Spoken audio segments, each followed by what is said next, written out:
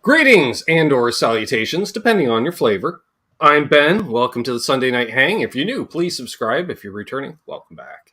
Got Trev hanging with me tonight. Got Hip Metalworks hanging with me tonight. Had to do some rescheduling. One of my guests that was scheduled for tonight had something come up, and I'm guessing some rock star had a problem with their rig or something, but I'm not going to say which one of my guests was having an issue. So anyways, welcome. We're going to have a community hang. You're part of the community. We're hanging. That's how it works. We've got Michael Krause in the chat. We've got Symmetry in the chat and on screen, multitasking. Gear Junkie 35, Ferd Murphle, John Duchesne, Guitar Man 45, Randy Crooks. He has golf in the morning. If this goes beyond 2 hours, I might have to bail early. Maybe.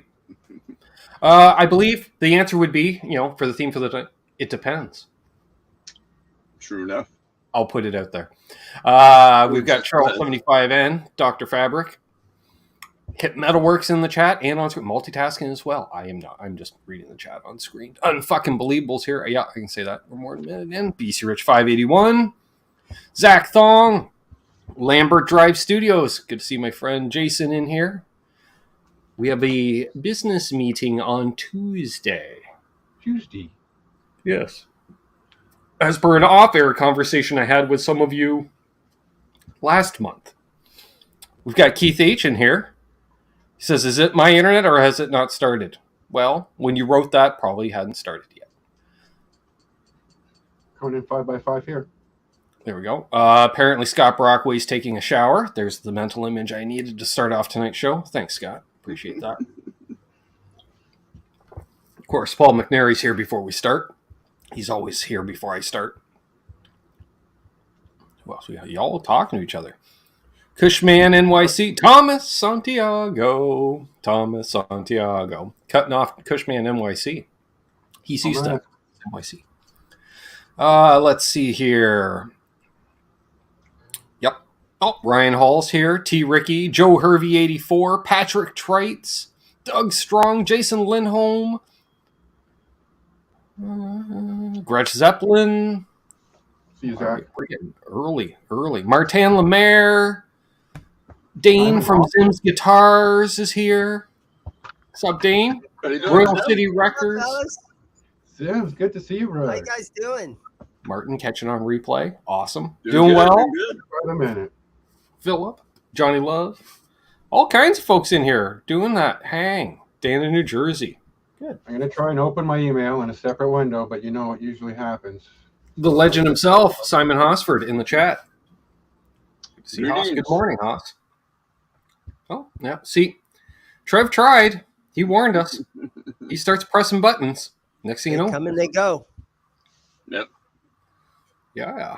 Oh, so 43 of you in here. Modern Vintage made it. Awesome. Trev's back.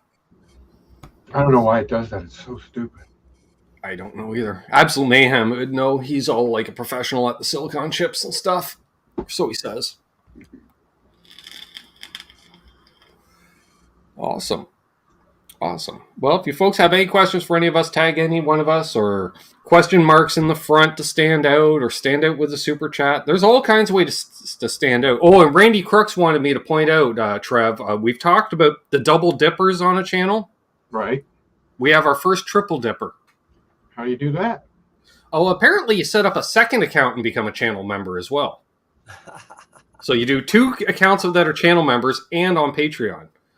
And Thomas Santiago has 2 accounts as well. I'm not sure if he's aware of that, but he does, and they're both channel members, which is awesome. Seems to come up twice in a lot of stuff. Adam D, you're not shadow banned. If I miss you in the chat, please say hello again. I blame lifestyle choices. Mickey Settlemeyer knows exactly what I'm talking about.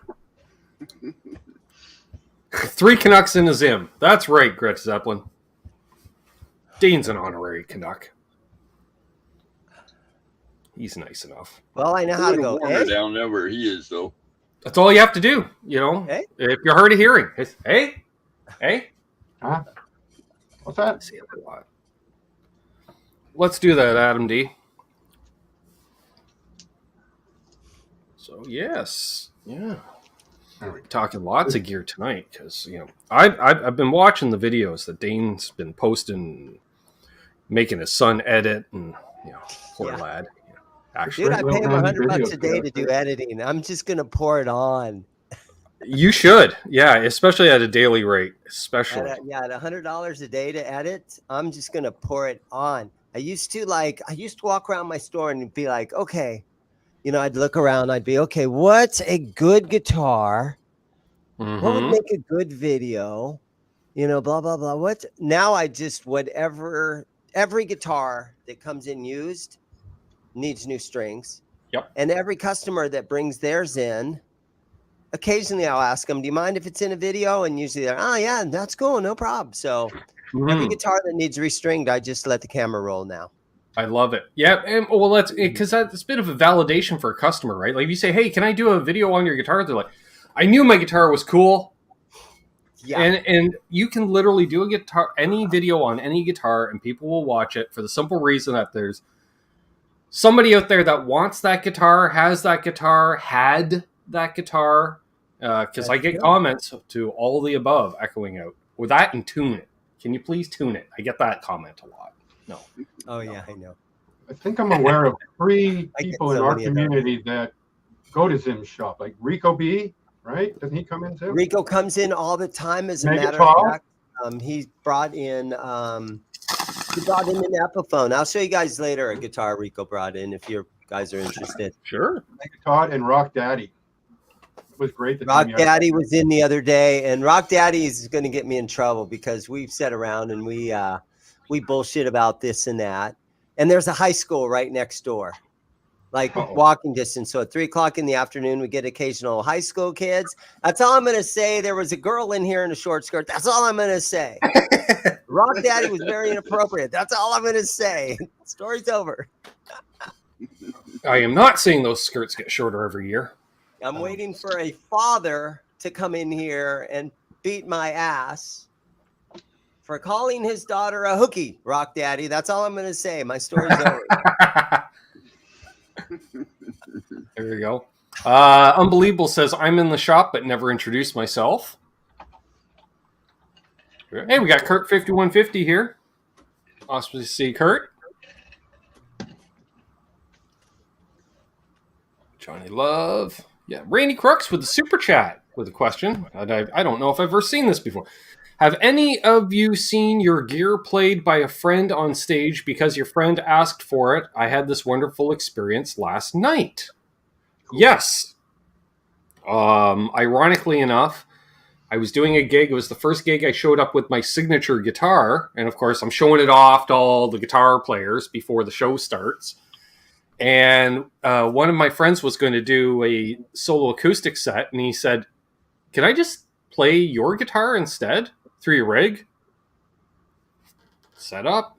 So actually, yeah, he performed with my guitar before I ever performed with my guitar.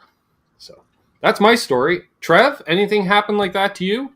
Well, no, I'm too noob for anything like that to have happened. Well, it could have happened yesterday. I don't know. I guess John DeShane played my guitar. He's played the Epiphone. Nice. That's about as close as I get to that kind of thing. Hip? Anyone ever borrow your gear to play on stage? I've let a few people play it. One particular guy back in Barrie then wound up using my Explorer. And I kind of hummed and hawed about it. And at the end, he hands it back to me and almost dropped it. I mean, almost dropped it. I was pissed. So after that, no. 2 different people that played my guitar. And that was probably 20 years ago, I bet. I don't mind lending out pedals, that's for sure, for a show. Go for it. Dane? No. Anyone borrowed? Yeah, there's been a lot of times, but the one time that comes to mind, we were down in Tucson playing a casino show about 10 years ago. And Gary Sharon and Sammy Hagar were outside of the casino in the AVA Amphitheater, which is a big venue in Tucson. So they have an outdoor amphitheater, and then we were inside the casino. But it's all in the same casino, right? So Gary Sharon's band, after they finished Outside, they came inside and did like 5 songs on our gear. But he didn't play my bass. The bass player had his own gear, but he played through my rig. And I'm a bass player, and I even had a little pedal board. And I remember I had a little BBE Sonic Maximizer boost pedal, or the Rio Grande or whatever it was. And he was like, "Oh, dude, you got pedals." And he cranked them up, and he turned my amp up real loud. And I was always afraid to be too loud. But the guy, whoever was setting in with him, just the bass player that he had in Gary Sharon's band, he just cranked my amp up. He's used to it loud. So nice. I got to walk around in the audience and listen to it. Very nice. Hey, Boomer. Good to see you. Keith Campbell fell asleep watching the NASCAR race, woke up in a pool of sweat on his couch. Well, that'll happen. You live in San Diego. It's still warm. That would not happen around here today. Yeah, we have a little heat wave coming through right now. A little bit. It's supposed to be 109 tomorrow. Randy just texted me when I go in, it's with all 3 feet. Yeah, you triple dipper, you're crazy. Keith says it's hot as balls there. I bet. Nice. Jeremy 45 mentioned he's let some of his colleagues use his Marshalls on stage. Sure. I remember one night a buddy asked if he could use, first it started as he was going to use my cab, then could he use my head and cab, and then at the end of the set he says, "Can I just plug into your whole rig?" And I was like, sure, because he's lazy. He didn't want to set his up. So I get it. That's fine.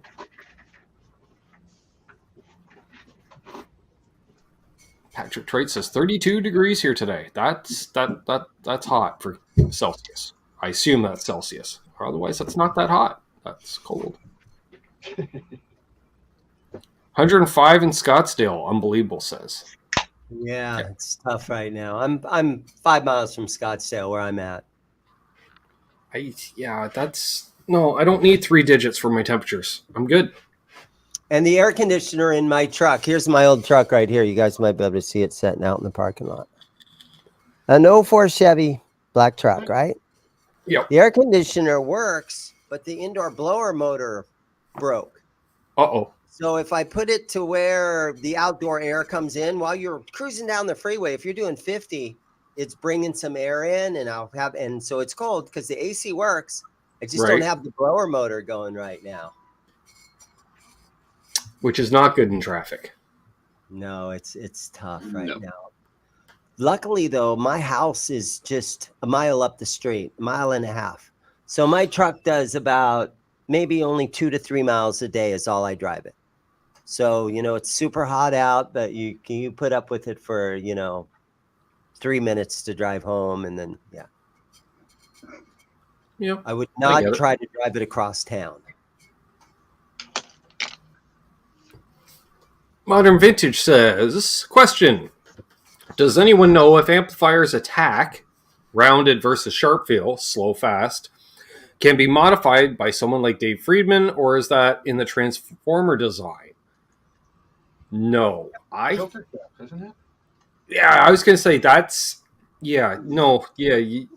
can be modified, and no, I don't think it's transformer based. I think it's a filter cap thing, like Trev mentioned, or it's the way you did the gain with compression, because you can add compression into the amp, which will improve attack or sharpen it, if you will. I would say Dan Friedman could do anything you want, anything your heart desires in an amplifier. Pretty sure he can pull that off. To a point where you might as well build something from scratch versus trying to polish a turd too, though, right? Yeah. Could also be the rectifier, Michael Krause. That's a good question. We'll have to bring that up with the Tone Talk boys. That's for sure. What's up, Bozique?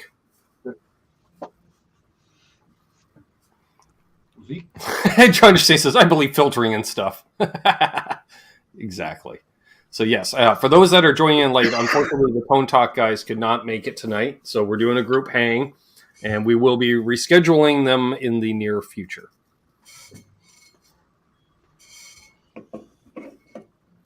I see a few people were mentioning the Taylor Hawkins tribute that happened yesterday. I caught Good thing. a little bit. Like I saw the Wolfgang performance, which holy crap on a cracker. Because I'm blown away, dude. It brought me emotionally just Yeah. out of my mind when I Yeah. saw I had that. goosebumps. I Especially when it's they like come out of smile, my it's mind just like now. you could feel that I don't know if he played it, say the songs note for note, but he played it with such a zest and feel like his dad that you wouldn't be able to tell. You know what I mean? It's like, Awesome. oh, I didn't do this lick, but it's a lick that my dad would do anyways, and he did it all on a hardtail. Let's just point that out. I was just going to say it. I mean, Doing it on a he started hardtail. listening to that while he was still nursing on his mom. He's been exposed to that since before he was born. Yeah, like you could tell. Yeah, he would shedded that stuff out years ago. In many ways, which makes sense. It gives you hope that Van Halen can get back together and just have Wolfie. We all sat around 2-3 years ago and said, "Oh God, let's just get Wolfie to play, get Michael Anthony back in there." You know what? The one person that knew Wolfgang could play like that is Uncle Alex. Yep. Alex Van Halen has been with that boy, and he knew that he could play like that. None of the rest of us knew. And you couldn't get David Lee Roth couldn't talk Wolfgang into rejoining the band. Michael Anthony can't talk Wolfgang into rejoining the band and going out and doing his dad's songs. Yeah. Nobody could do it. I think Uncle Alex let him come around to where it was finally his decision to do something like that. The only person that could talk him into doing anything like that is Dave Grohl, because they're in the same age group. They're the same genre of music that they love. And Dave Grohl is one of the biggest musicians in the world right now. So when somebody like that, Dave's like, hey, I would think the only other person. Let's do a couple of Van Halen songs. And Wolfgang was like, I think the only other person that, like, if Wolfgang wanted to reach out to somebody and says, how do you deal with this, would be pick up the phone calling Dweezil Zappa. Because, Wolfgang's at that crossroads where do I do the Wolf Mammoth, thing, or do I do Van Halen plays Van Halen, like Zappa plays Zappa, which he could do, but does he want to do that, or does he see that as doing it in special occasions like this? Let's come out, play a couple of dad songs, as opposed to committed to a set or a tour or what have you. You got to give him props for holding it together. I mean, just doing that, even at this point, it's got to be going down one of two roads. You're either going to start bawling, or you're going to do what he did, where he just nailed it. You could see his dad was looking down on him, and there was a glow when he smiled. Again, just talking about it, I got goosebumps. Yeah, I know, it was amazing. Such a moment. And it was a good excuse too, right, cool. Dane? Because we know Taylor was such a huge Van Halen fan. That's like, well, I'm not doing it for me. I'm doing it for Taylor. It's an excuse to play, because as far as I know, Wolfgang hasn't played any Van Halen songs on a guitar publicly prior to that. Nope. Zero. But Wolfgang wanted to prove himself worthy. He put out the album. It won nominated for a Grammy. The songs charted in the top 200 of the album charts or whatever. He proved himself worthy as a solo artist. And the band Mammoth, I went and saw them when they were here 3 or 4 or 5 months ago. And he had to prove himself. He didn't want to be taken over for Eddie, and he wanted to prove himself. And so now he has the option of doing both. Yeah, for sure. On that. Go ahead, Ken. I think it's kind of a two-part thing. Like, when he's not really ready to do it. Like, he's not emotionally ready to do it. The other reason, too many money grubbers. Yeah. Come on, get out there, do a couple of shows, make some bucks, blah blah blah blah blah blah. And you can tell, Wolf and whoever else is between handling the EVH estate, etc. you can tell that's the last thing that Wolf wants to do is be seen as money thing. Like, if he wanted to, he could have released his signature guitar ages ago. He could have released a signature bass ages ago. He could have released the Mammoth album, 2-3 years ago? It was basically done. We had been hearing about it for a couple of years, but he's like, no, very much like his dad and his uncle, very close to the vest. When it's time, it's time. And, I know a lot of it's a work in progress, his signature guitar, but man, that latest iteration with the E inlays as well, I was like, holy crap, I never even noticed that till I saw some high quality video there from the show, because I'd seen the F hole is an E hole, but I didn't realize the inlays were E's as well. And I was just like, damn, that's a badass guitar. And I like the fact that the guy flies over to England to play 2 songs and still brings 2 guitars to play 2 songs. Yeah, and break a string. You never know, right? Yeah. And how much gear did Dave Grohl bring if he's swapping out basses after every song? Well, And I didn't even know he played bass. Rocking the bass. I've never seen him play the bass. No, Dave and it's not like he picked an easy song. And at first, too, when he was warming up, I was like, ooh, distorted bass on a Van Halen song? How's this going to work? Oh, yeah. Well, fucking worked awesome. I'm sorry. It sounded great. It's like, holy crap. It was kind of punkified even more. If you're hitting an event like that and being on stage for damn near 6 hours, he was always in. I bet he slept all day today. He deserves some kind of a crown, for sure. Dave Grohl is the king right now. He definitely is. Yeah, he is. Very talented dude. Yeah, even if you put aside all of his talent and his music, he's a hell of an awesome dude. He seems like a dude that you want as your next door neighbor. Do yourself a he'd favor. help you build your deck. Google up Dave Grohl's speech at Lemmy's funeral. It's one of the most touching, heartwarming things you'll ever watch in your life. I mean, what a guy. That's right, Michael Gross. He did play everything on the first Foo album. How ironic is it, though, that Roth let out to the world his rendition, his new version of Panama, just like the day before, right? Yeah, that was a little. Van Halen boys or Wolfgang or anybody make some sort of a move. Roth kind of counter moves it with something else. Last year, when it was the anniversary of Eddie's death, Roth announced his retirement the day before. They just came ping-ponging off each other. Yeah. But it does give me a little bit of hope that Roth and Michael Anthony and Alex Van Halen and Wolfgang Van Halen will get together and do a little summer reunion tour.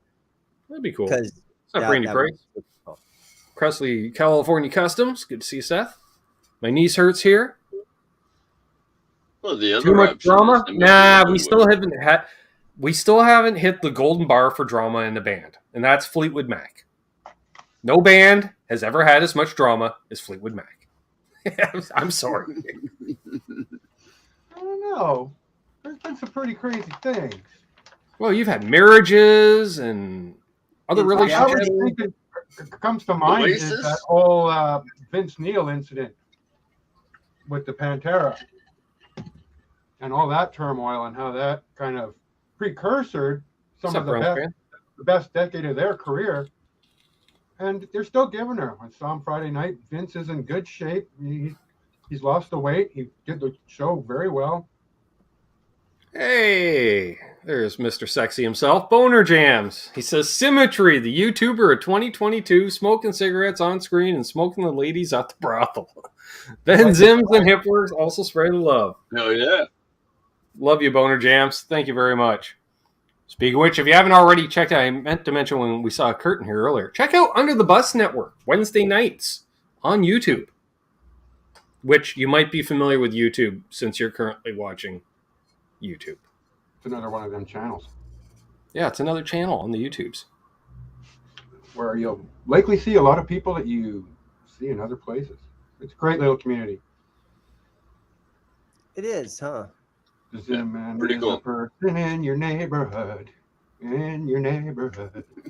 In your neighborhood. Keith Campbell says Vince didn't lose any weight. He just put on a huge flowing kimono. No, Trev saw him the other night. Said he's thinner. You want to see a picture of Vince on stage? I got a pretty good one. He could be wearing, Could be wearing a corset under the t-shirt. I don't know. Spanx. He could be wearing Spanx. Put some Spanx on. I bet you he wouldn't be the first rock star to be wearing some Spanx. Put a couple of really super extra tight jock straps on to help you hit those high notes.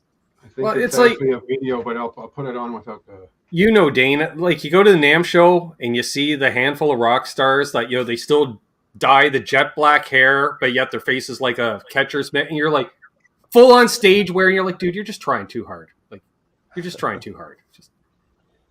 It's okay to go a little gray. You're clearly like pushing 70. You know, you can let a little gray in. It's okay. Yeah. I think like certain rocks, you know, they're locked into certain haircuts and stuff like, you know, because they won't be recognized with it, the haircut or something. I don't know. What about Wolfgang? Do you think he lacks confidence? Because some guys have to dress like that and put the spandex on or dye their hair to give them a little confidence to get on in front of 30,000 I think people. as much as, you know, I think things get cooler every year and we're in 2022. You know, Wolfgang's still an overweight man trying to make it in a largely plastic, image-driven industry. And I think he should just rock the dad bod and go for it. You know, like, I like the fact, you know, he's kind of like his dad. He's got the long hair, but it's not that really long hair, you know, like Eddie was doing in the later years. You know, it's, you know, it's just, I don't know. I think he's going to be the next generation's Leslie West in many ways, and not just because of his size, but because he's got monster tone, monster licks. I have to admit, I see some Motley Crue down there in the corner, but when Tommy went on stage and goes, "You guys want to see my wiener?" And then he held that little wiener dog. Did you guys see that? He had a little tiny wiener dog. Yeah, whatever they are. Nobody blew up. Yeah, he blew up social media a couple weeks ago there. Jeez. He actually had a little dog in his pants, and he sat there and he whipped his little dog out, and it was a little tiny wiener dog. He didn't do that at this show, but he did have a moment with his one-liner, because he comes out and he makes his little speech, and they're like, "Oh, we love Vancouver. We spent 2 years here. Dr. Feelgood, Bob Rock, all that good stuff." And his one-liner was he comes out and he's like, "Hey, Vancouver, good to see you. I've probably been inside a few of you."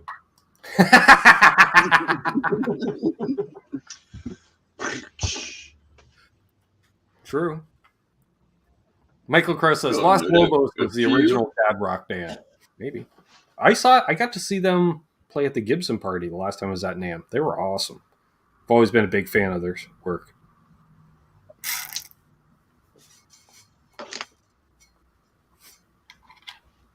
Here's a shot of some Def Leppard. And Def Leppard had the best sound of the night from up in the balcony. Motley Crue was loud, but it sounded like we were sitting right beside Tommy's the whole time. Nice. And they've been using like virtual gear for years and all that stuff. So this was the seat that I snuck into. My real seat's up here by this 414. But when me and my buddy went in, there's still lots of room, so we just went down as close as we could to the floor and hung out there until we couldn't hang out there anymore. And we got to see Joan Jett and Most of Poison from that perspective. There's Joan. She kicked ass. She was good, and I totally forgot about Crimson and Clover. I swear to God, she did a great cover of that. 30 years, and it was just like, oh yeah, this song, wow. And she did a great cover of that. Oh man. I think that was originally for a movie soundtrack, if I'm not mistaken. There's a dude who's playing bass. Tommy James. Tommy James. Mm-hmm. Who's still out there giving her. I don't know how. He's got to be a million years old. Motley Crue Butts. Presley asks, are we close on the Kramer? Volume pot located. Yes, I did locate the volume pot. Probably about an hour after the show. It took me 20 minutes to find that volume pot, Trev, and I decided to retrace my steps. I thought, where's the last time I saw the volume pot? I thought when I soldered on the ground wire. The volume pot's still sitting in the soldering station, held in the alligator clip. Oh, there you go. Yeah, yes, that makes sense. So yes, I should be able to finish that up so I can get it off the bench, so I can get the new classical on the bench. Ooh, yeah, one of them. Nice. It looks kind of like this one, huh? Yeah. This thing came into my store, and the neck is so twisted, I can't sell it. So I'm just kind of keeping it for myself. Mm-hmm. But I tried to set it up as nicely as I could. Oh wow! Oh yeah, I can see that twist. Can you guys see That's no that? mystery. Yeah, I got a Oh, yeah. twist similar to that in my Strat neck. It shoots way down the low E string, you know. It Yeah. shoots down this way. But I would probably be the only person you know, Dane, that could play that guitar no problem, because that would play like my Strat.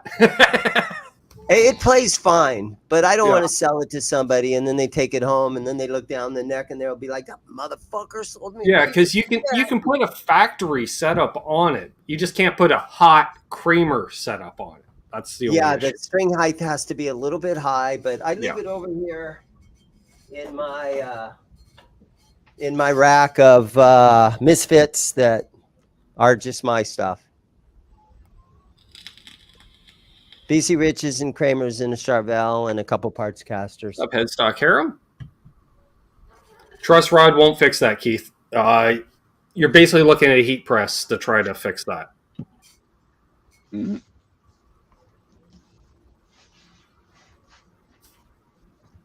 Yeah, that's probably going to get 1/4 inch of twist in it, so you're going to have to twist it back like a 1/2 inch Yeah. You heat press it just to get it as flat as possible. Yeah, you'd actually want to try to jig it the opposite. Thanks, Terry. And hey, Terry. And the color of the headstock here is a little bit different than the body. So I think somebody maybe left it in their car or something in the Arizona summer, and it, oops, maybe shouldn't have done that. I'll just leave it sitting upright in the back seat. Yeah.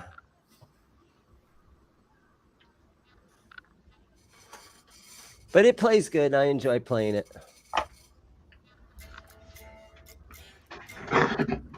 Now, can you even use the bar on that with it staying in tune, or is it one of those things where you touch it? And Oh, yeah, it's fine. Really? It stays in tune. That's pretty. I Yeah, just 'cause can't the problem with the really stand the non-locking action. nut, with that, the way the strings just splay out at the nut, if you do it right. Let's see. Presley asked Ben. Yes. He says, "Do you have any necks with heavy fretwear divots that are in need of a plec? Maybe we do the neck to plec series." The guitars with the most fretwear I have next to no fret height to begin with, because they would be my vintage Teles. Yeah, the divots are pretty much level with the fretboard, because they have like no fret height to begin with. So other than that, what? Yeah, that's the only ones that really have really dinged up frets at this point. The Mexican Teles getting there though. That's for sure.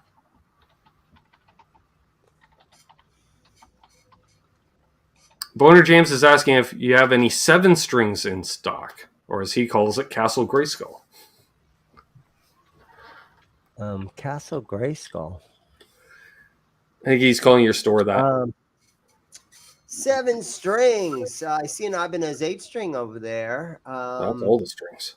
Yeah, I got an Ibanez Geo right now. Nothing over the top, like, oh my God, you got to check this guitar out. But yeah, just this one Ibanez 8 I have right now. Oh, there he is calling. Sims Guitars. Hi there. Hi. Good afternoon. Hi, my name is Karen. I'm a volunteer with American Majority Action, and I was calling to ask you 3 important questions about the upcoming election. Let me ask you one question. And why are you calling me Sunday at 5:39, right in the middle of dinner time with my friends? Well, because I didn't know you were eating dinner, sir. Well, then why'd you call? You should have known. Yep. That's how it works. Fuck you, bitch. That's live for everybody to see. That's how I handle telemarketers.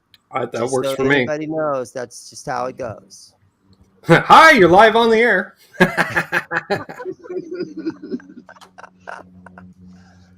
What was What's she up, trying Boy to Bailey? sell? Usually it's the people wanting to buy your house. Hi, Dane. Is your house for sale?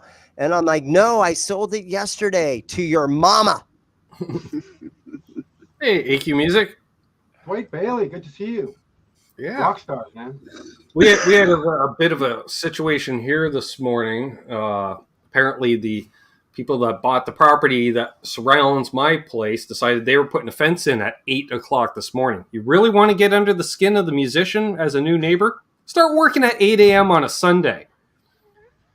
And they decided that the neighbor's stuff was a little too close to the property line, so they started moving that stuff, and the neighbors didn't take too kindly about that because they kind of broke a place out of their daughters. So then we had the police here by 9 a.m. this morning. So I'm out there having my coffee. He's like, what are you doing here? I'm like, watching. He's like, Now well, I you can feel stand bad. over I was there. mean to that woman. Hey, Eric. Well, just remember, you as a musician can go out there and play at about 10 or 11, or, bring a few friends over. Yeah, I 10 found o'clock it. Yeah, at night, fire up the Marshall. He may or may not. I can't remember if he plays or he's just really into music, but he's like, yeah, that's cool. He's like, if you ever have noise problems, I'm like, hey, if I'm ever bugging you, just let me know. Come over and say something. He goes, oh, yeah. He goes, I don't care. And I said, it would. That is a level of bug. Exactly.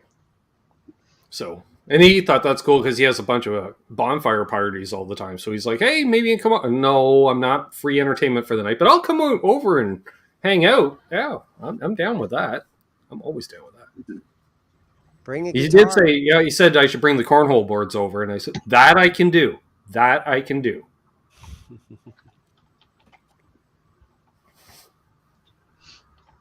They even do that stuff on like sports. I saw a cornhole contest on ABC yesterday or whatever it was. Crazy, isn't it? Yeah, Saturday morning television. my cousin does the Canadian national tournaments for the ACL, which is the American Cornhole League. But when they do Canadian tournaments, my cousin's the color guy on their broadcast on ESPN. It's crazy. Oh, wow. He's got the shirt and yeah. That's right, Zach. Drama in Belleville. Well, more drama. Hey, speaking of down and back cornhole podcast, there's cousin Doug himself. Look at that. I got to Hey, say, if you, last week was Ben, my if you want to first take time some calls. on the NAS product, and it was fun. Yeah. Trev tuned into that Ben, rant-filled episode. if you want to take some calls, you can flash my phone number and we can take some calls from some of these guys if you want to. We could. I don't care. I'll give my phone number out. It's my business line. Americans, anyways. I can't call it. The international would kill me. I'd be best to set up a monthly plan to call you, Wes. It's like $5 a month if you want to include that. But if you don't There you have it in go. the package, it costs you an arm and a leg. Should be a banner. If you want to call in, Go ahead and call in right now. screenshot. Doug's sitting at a campfire as we speak. Nice. Must be quite the party if you're watching us. Give us a call.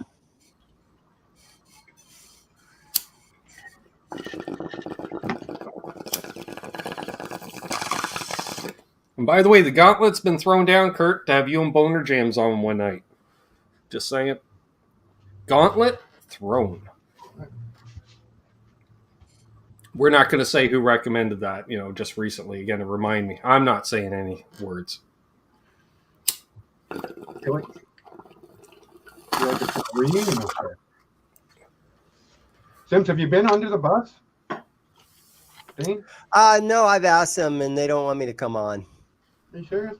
Now I feel like I got to have a show just to have you on. I mean, They're very nice. They're very Your nice. shows They're are trying to great, establish the show. They're trying to establish the show and their personalities and grow with just them before they start bringing guys in. I get it. Mm-hmm. Yep. I get a lot of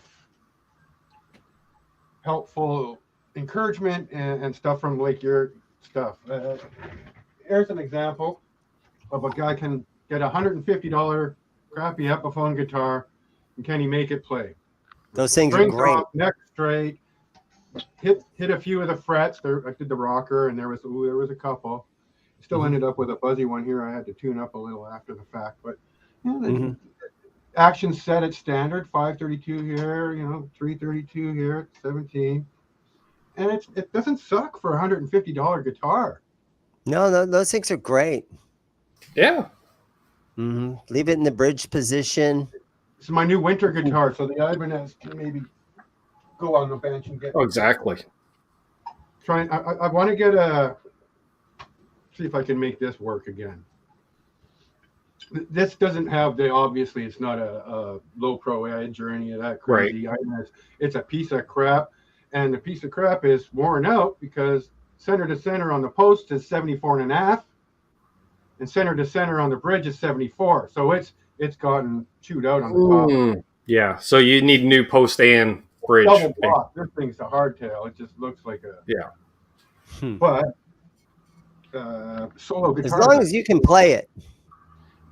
Yeah, as a hardtail. That's what really matters is if you can play it and put it through a high gain amp. And this one I did the hell? I leveled these. I had a radius block, did the felt pens, take neck off, tape it off, did the more felt pens, got the crowning file. Actually, the first one I did here at the 24, I used a triangle file that I turned into a safe edge file with the little belt grinder over there. Yep. And I did it, but man, that took so long. I guess after a while, you just kept doing it. You get that muscle memory for that little roll that you got to do as you swoop over. But yeah, don't be afraid to pick up tools, buy a cheap guitar, and just do stuff to it. Make it as good as you can make it, and then a year later, you can make it better. Exactly.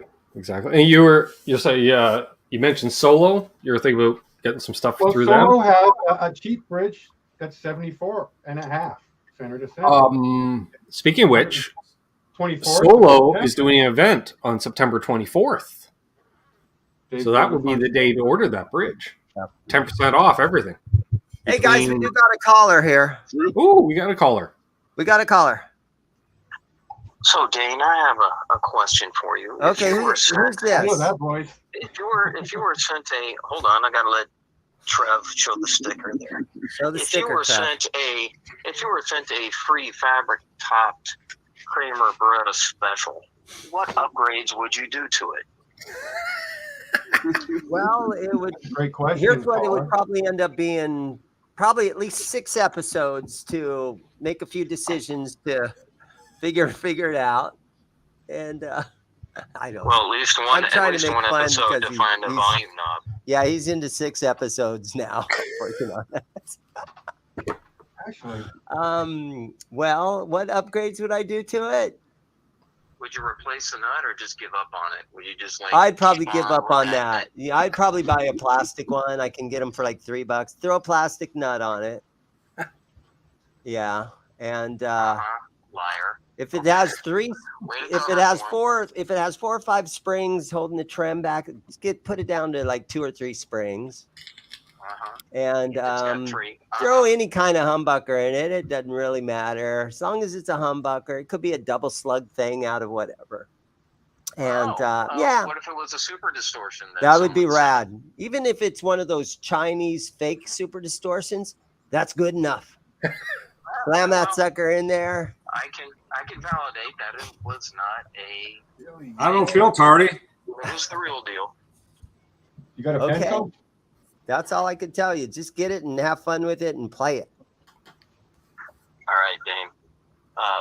Love you guys. You know I'm a huge fan of the show. And why isn't he in here? Tell him to get in here. I'm being on screen for the first time. You guys rule. Have a good night. Thank you, man. Thank you. Cheers, brother. You, man. Cool. Okay. Want to welcome the one and only Billy Baloney to the Sunday Night Hang because he has a day off tomorrow, so he can actually join us, which is awesome. And looking at that shirt, I want a pina colada or something. Ties in with last week's show real well. I almost want Hawaiian shirt again tonight. Almost. Yeah, but I don't have a big bag of gummies. I think Neither do I this week. Almost. I forgot to get them this week. I was there. Yeah. That shattered my guts the next day. Is what it did.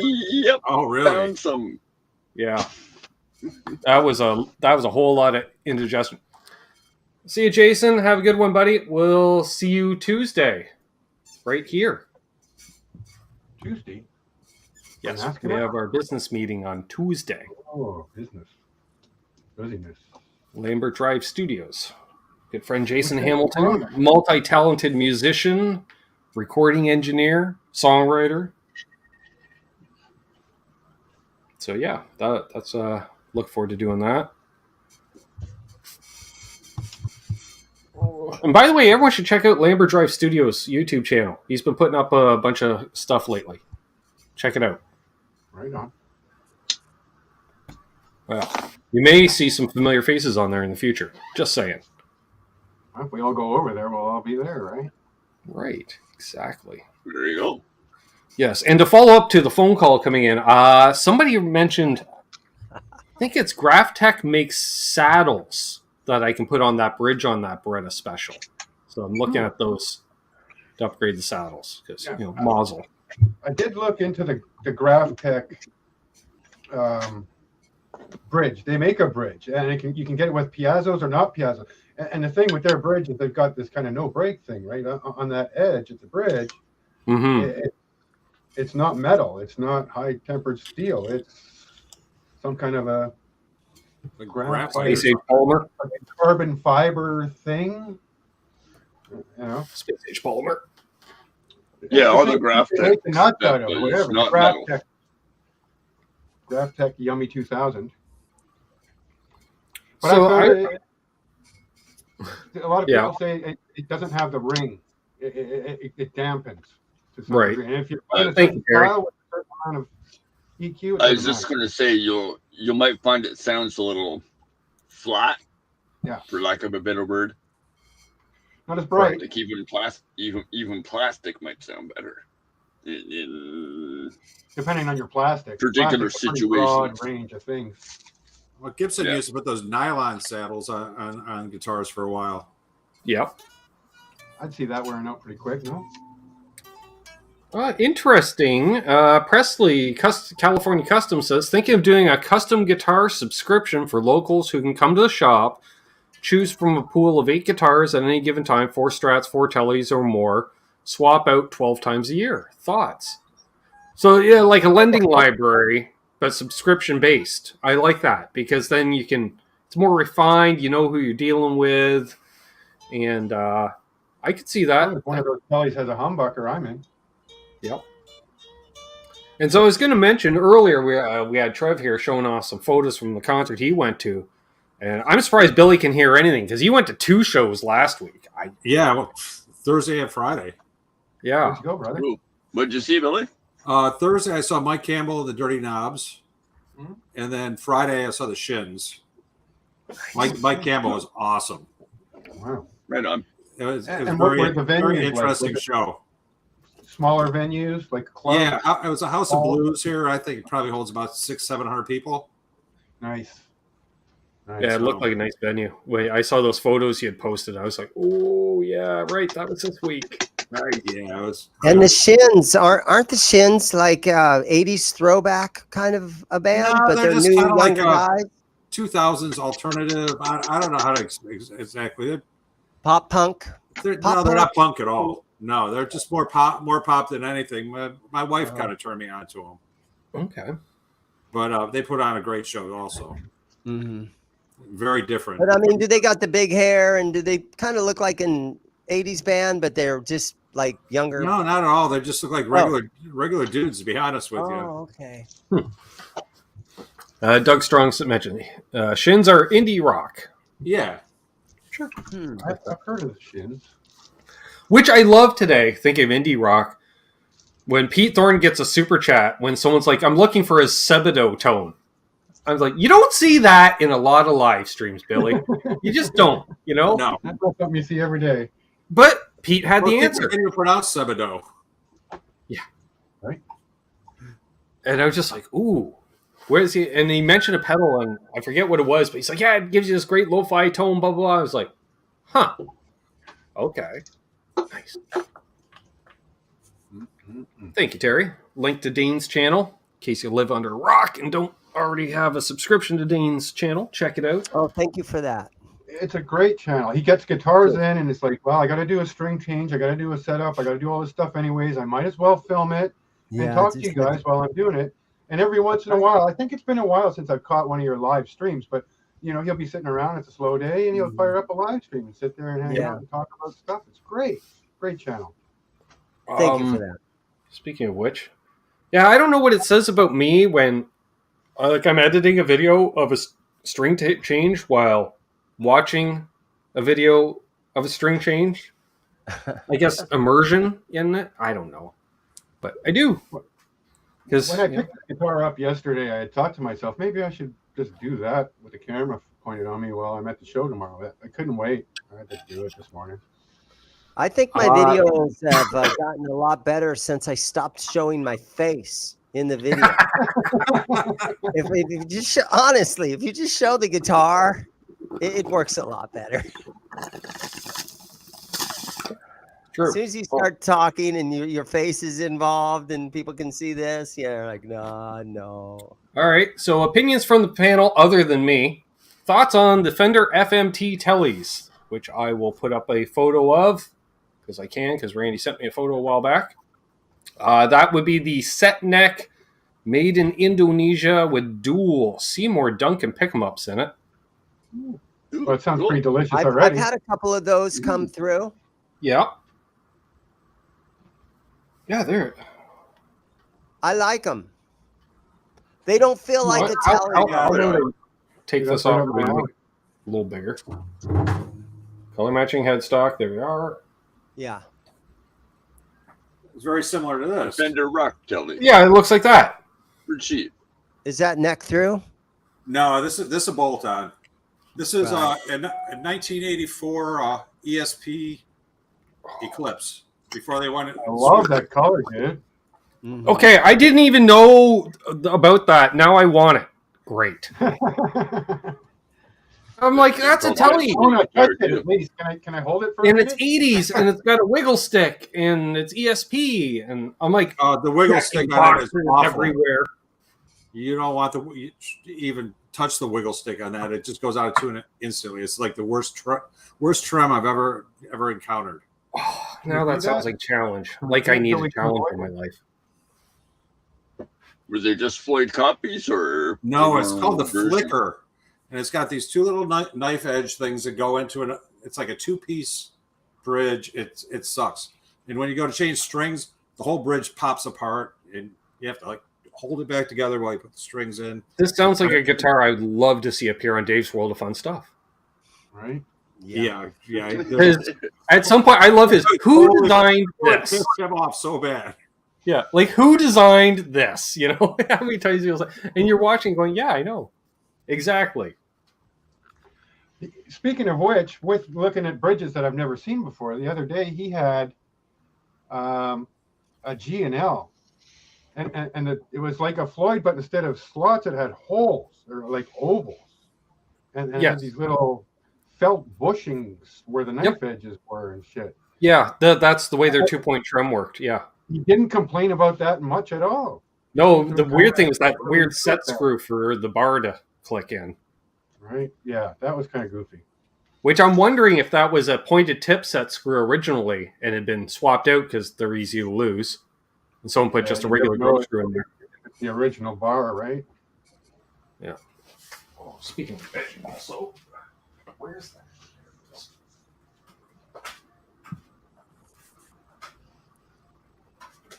Awkward silence. What's the quote, Trev? Links down below. Like you say, if you didn't get your sticker, you didn't include your address, and make sure to get your Penny Black CD. You see, now that's actually probably my next step, because it's actually, it's good too. It's a good album. Yeah. No, we had it cranked up in the stereo driving down the 401 on the way home. Mayhem and I were like, "Damn, this is good. I like it." Which, especially if you like Killer Dwarfs. I'll tell you what, I've learned so much from Dave's channel. Same, right?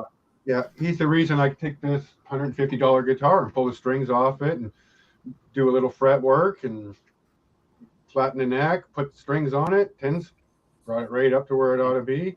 That's how I learned how to do fret levels. Went too low, started buzzing, brought it up just a hair. I learned how to, level and crown frets by watching his channel, and it's awesome. Yeah, exactly.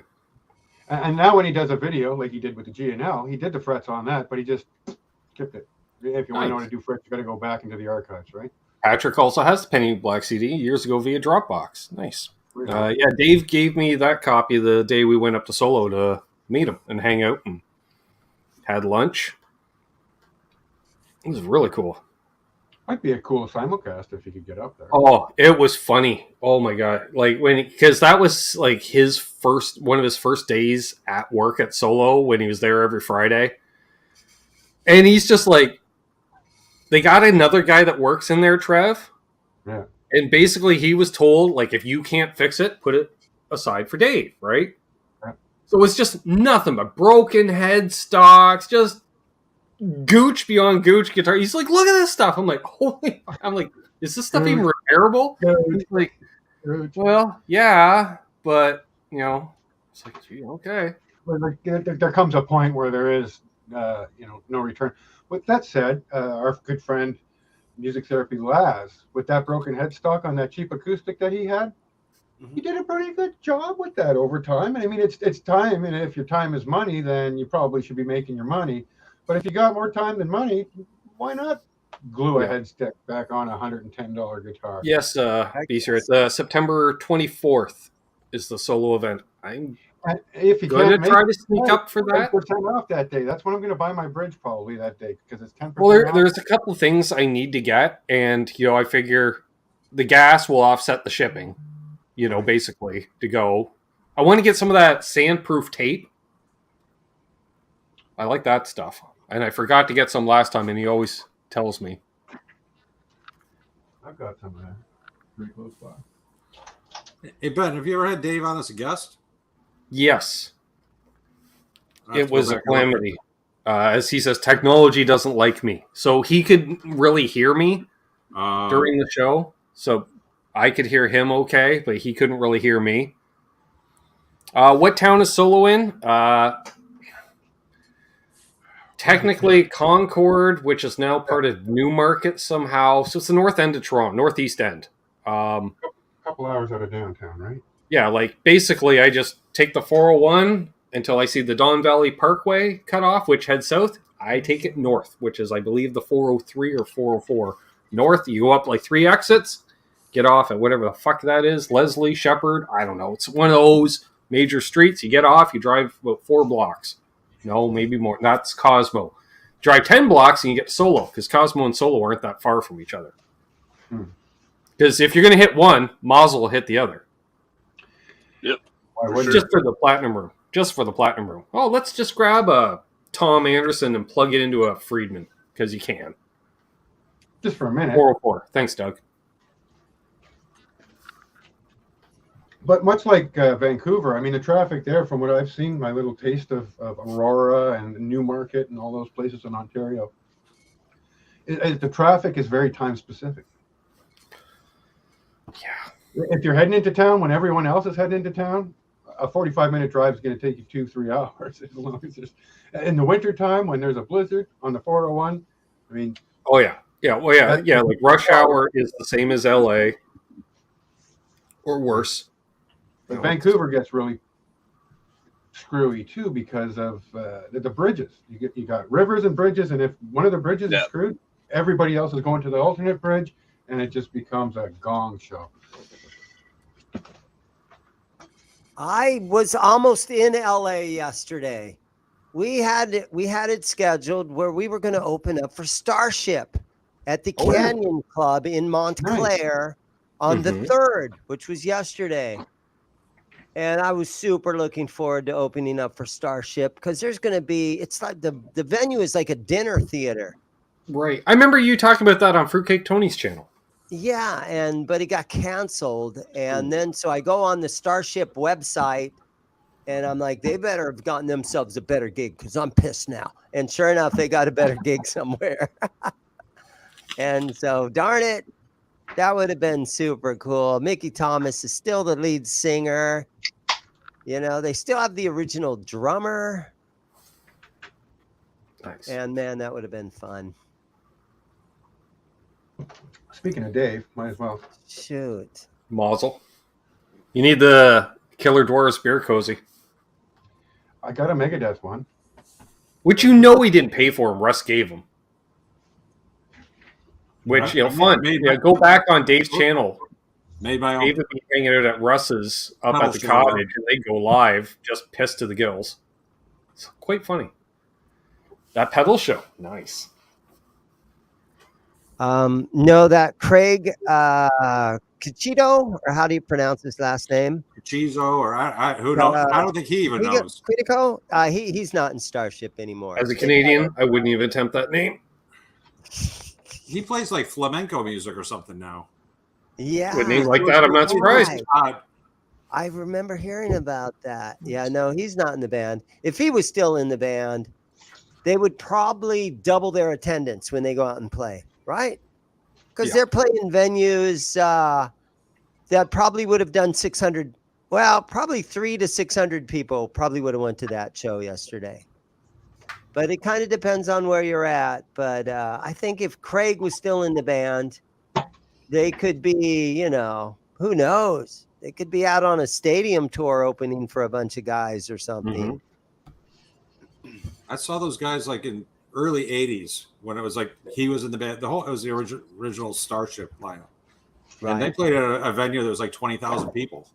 Yeah. Yeah, they headlined. So it's funny how bands like that are, you know, they go from 20,000 people to like 600 people over the years. Mm-hmm. It's kind of sad. Right. You pretty much got to be doing it for the fun of it at that point, or you had fun earlier in life and you're doing it for the paycheck. That's right. Yeah, they're doing it for a paycheck, but it's probably still fun. And you know what? Mickey Thomas still has his voice.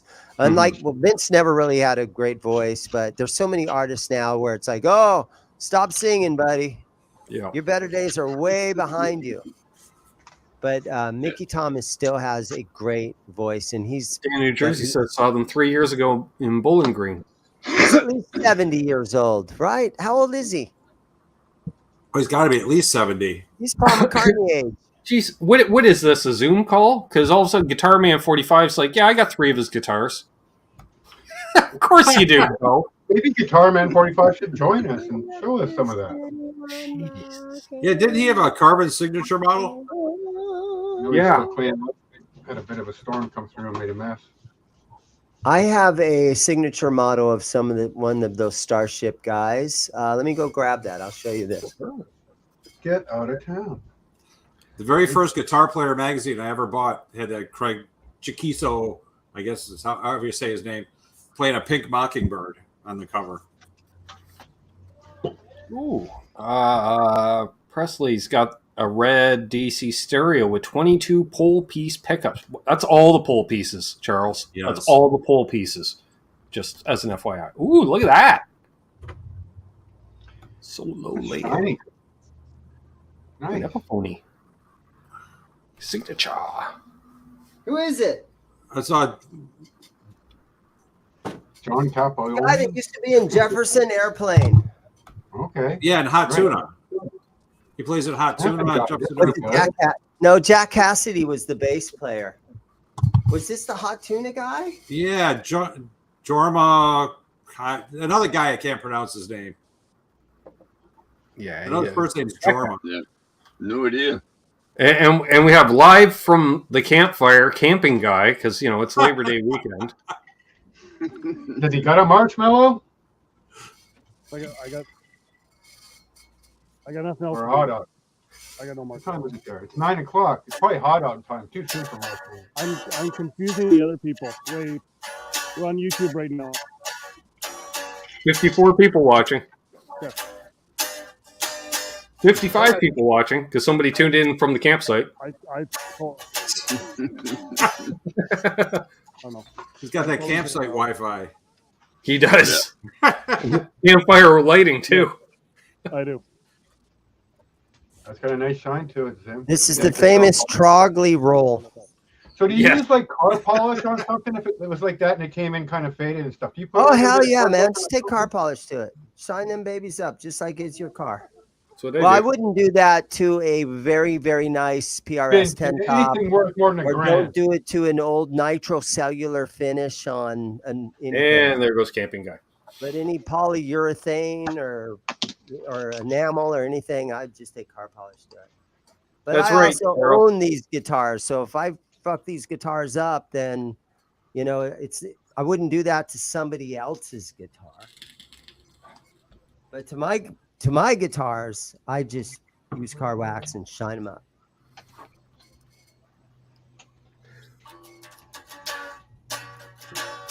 So for those who don't know, that was Cousin Doug tuning in live from the campsite with Canadian Wi-Fi. Yeah, that's about it. Yeah. He's like, I tried tuning in, but it was all choppy. It's like, yeah, we know. We know. We saw you. We know.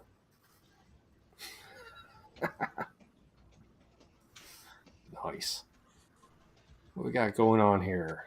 There's Jim, JP Page 2 in the chat. Speaking of which, Charles is in the chat.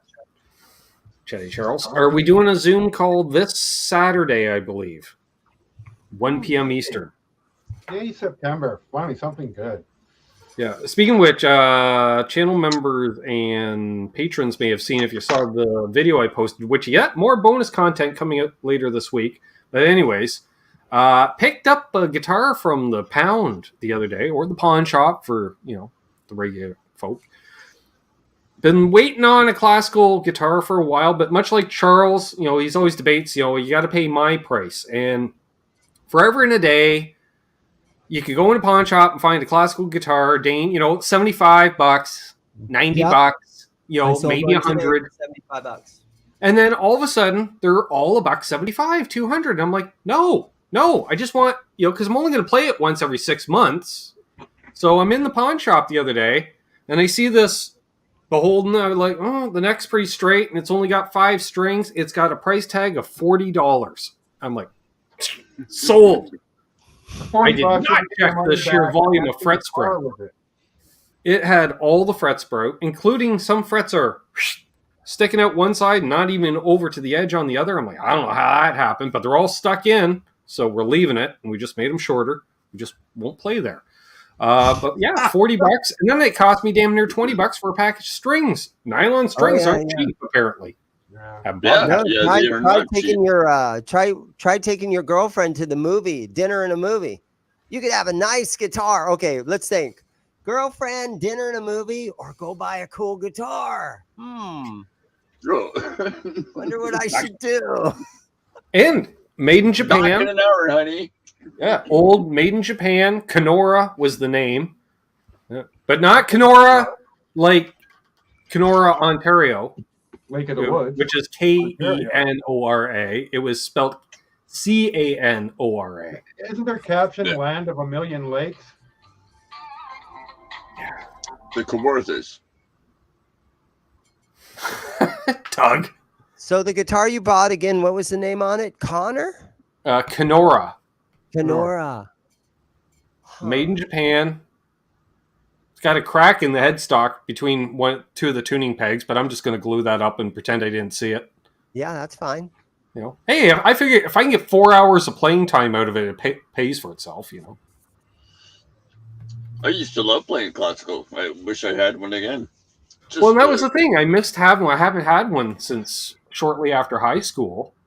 And I thought, you know what? Let's pick one up and have some fun with it. But it had to be at my price. And that $40, that's my price.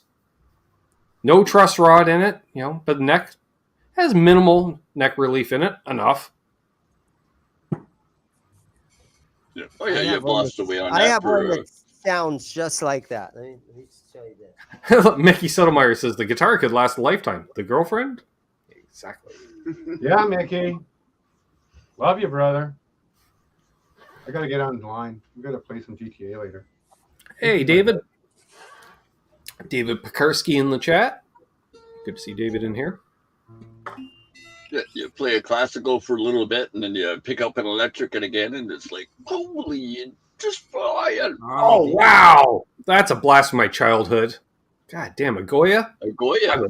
I was hoping to find like a Goya gut string or something, but that's awesome. That's just survival. There's a couple of beard strokes there, for sure.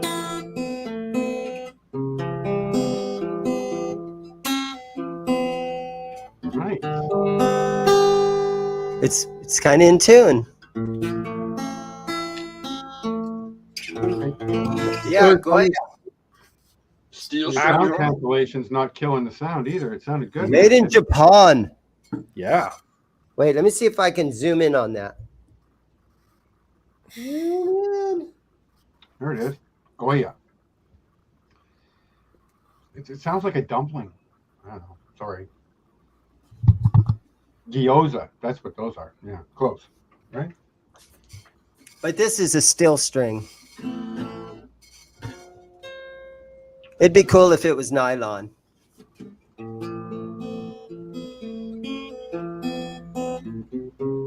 Apparently, Charles says he already sent me the Zoom hang link. Hey, Hobo Roadie. So if I go to my spam folder, because I am not seeing it. That's good idea is to go check your spam folder at least once a week just to see. Yeah, well, it wouldn't be surprising. Sent some stuff that was stuck there for a couple of weeks. The sheer volume of stuff that Charles apparently sends me goes straight to spam. Yeah, that's smart. That's not at all smart. Once you mark the guy as not being spam, that should be the end of it. Why the fuck would they ever flag another? I gotta say though, since I've upgraded to the latest S22 Ultra, I don't see any. This thing screens out 75% of the spam. I'll get a message, text message spam. Oh, phone call was a spam. And it has a pretty good way of filtering. I guess that happens if we report it as spam. They recorded as spam, and now they're filtering out the spam. So, something came in. The occasional call though from FedEx that my package. Yeah, it says at 2:22 he had originally sent it, and I never got it. Well, we got her now. Okay, so apparently this coming Saturday we'll be doing a Zoom hang for the patrons and the members and such, and they're always fun. There we are. All right, good to know. Yeah, it was funny. After I picked up that classical guitar, I went into the music store to pick up strings, and they had, I don't know, some fancy Spanish-made one that was like used at $1,500. I'm like, whoo, that's a pricey gut string.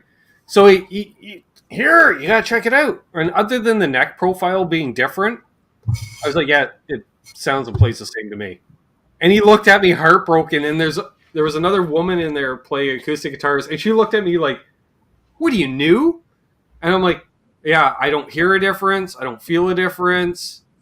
Then something cheap. And the guy's like, you're kidding me. I was like, no.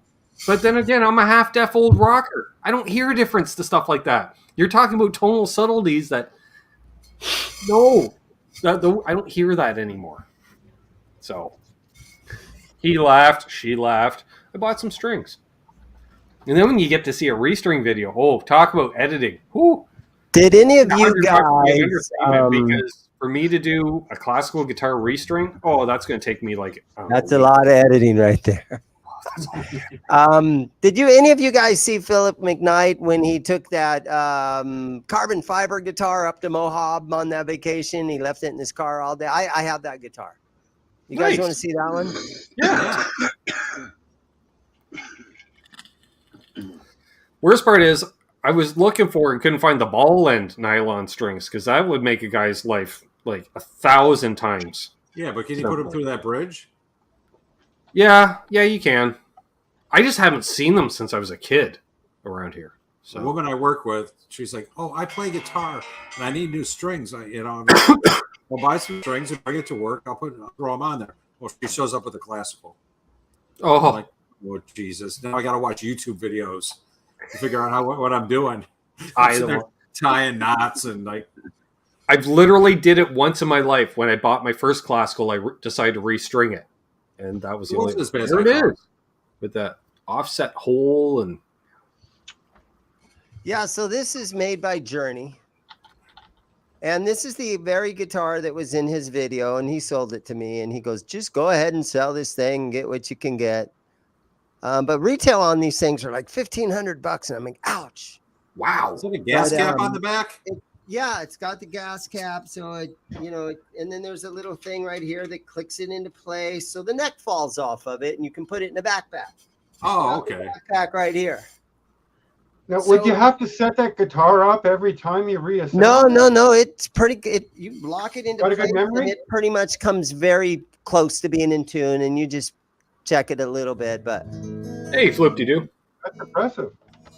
He says it needs a beer holder. Yep. it's I'll be your very beer holder. wide.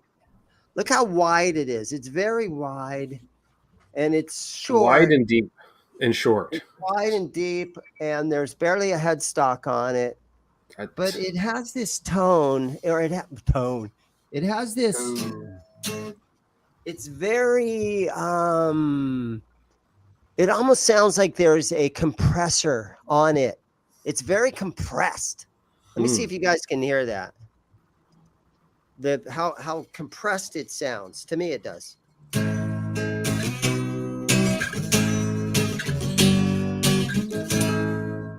I see what you mean. Yeah. More like it doesn't resonate. Like, there's no resonance to it. Yeah. It sounds processed. Yeah. Plastic. Or carbon fiber in this case, or Yeah, you can hear how it does. It resonates, but differently than wood. You can tell it's not a spruce top. It's just different. Yeah. Yeah. kind of flat and dull. But the thing is, that might sit in the mix, whereas another guitar wouldn't, right? That's the interesting thing about it.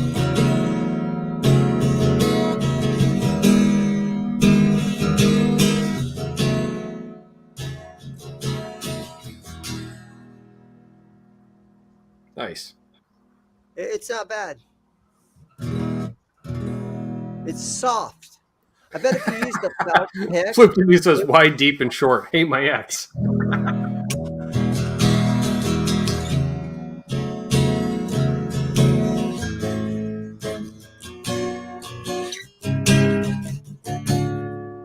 Although I'm hearing something rattle somewhere. It's got locking tuners, but something seems rattly.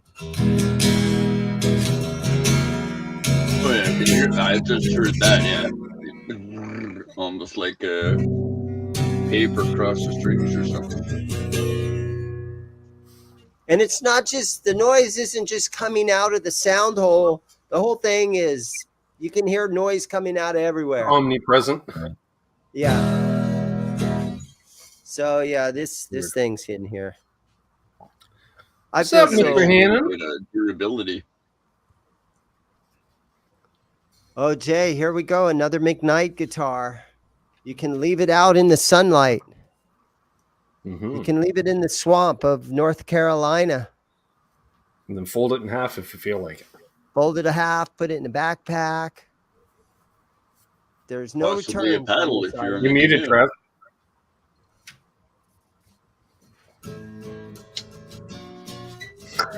That little cutaway is a really cool thing. Yeah. Oh yeah, for sure. But $1,500, it really makes you kind They're of question. $1,500 new retail. There's worse ways you could spend that money. That's Of course, like I wouldn't be fine when I had for sure. money, but Like hookers and blow. that's like 35 of those Always cost hookers hookers. and at that price, right?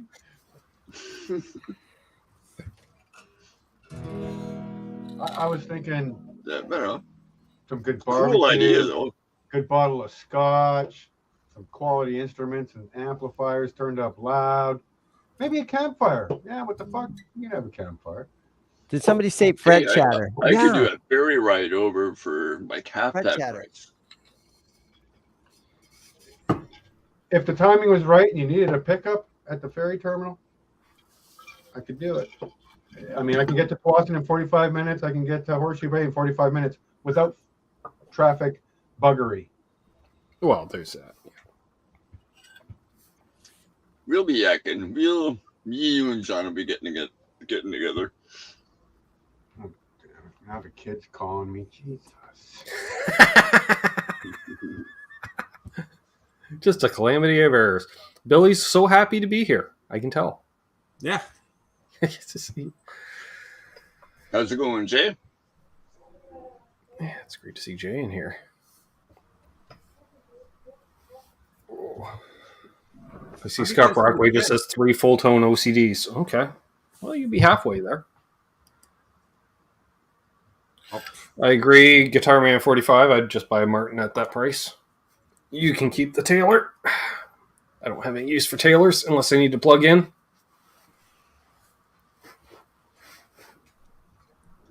They all seem bright. Very bright guitars.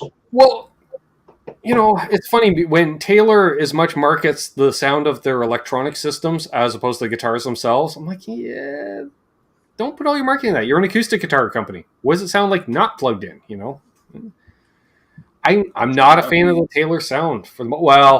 Okay, there was one I played, but it was like $8-9 grand Canadian because it was all Koa. I admit I was like, ooh, this sounds nice, and then I saw the price tag. Going, yeah, but here's the deal with that Journey carbon fiber guitar. It does sound different, but it's never going to get a top crack in it. You get yourself a nice Taylor or something. Yep. And then summertime rolls around, or it gets dry out. We're having global warming or whatever. Or and you a hurricane or a tornado or and then you're like, oh, my Martin cracked. Oh, and it's very discouraging. Yeah, the top of my Martin cracked. That one's not going to do that. That Journey carbon fiber thing's not going to do that. You could drive. Oh, I'm going to drive to go jam with the guys up at the blues bar. But it's really hot out, and I have to go during the day, and I don't want to take my Taylor because it's so hot out, and my air conditioner's out. I'm like, oh, you could take that Journey and not even worry about it and throw it in the back seat, and You buy a $200 guitar, you put some time and effort and setting it up to make it play, and that's the thing. Exactly right. Use it to beat down the door in case of fire. I mean, it is what it is. In theory, it's not going to do anything over time, but I don't know. I still kind of question the durability. 45 rebuts. I have some very nice Taylors here, Ben, that you would like. Challenge accepted. He's going to make me play all the Taylors. Oh, there you go. I mean, you won't know until you try them all, right? They must make something good. I mean, everybody seems to love them.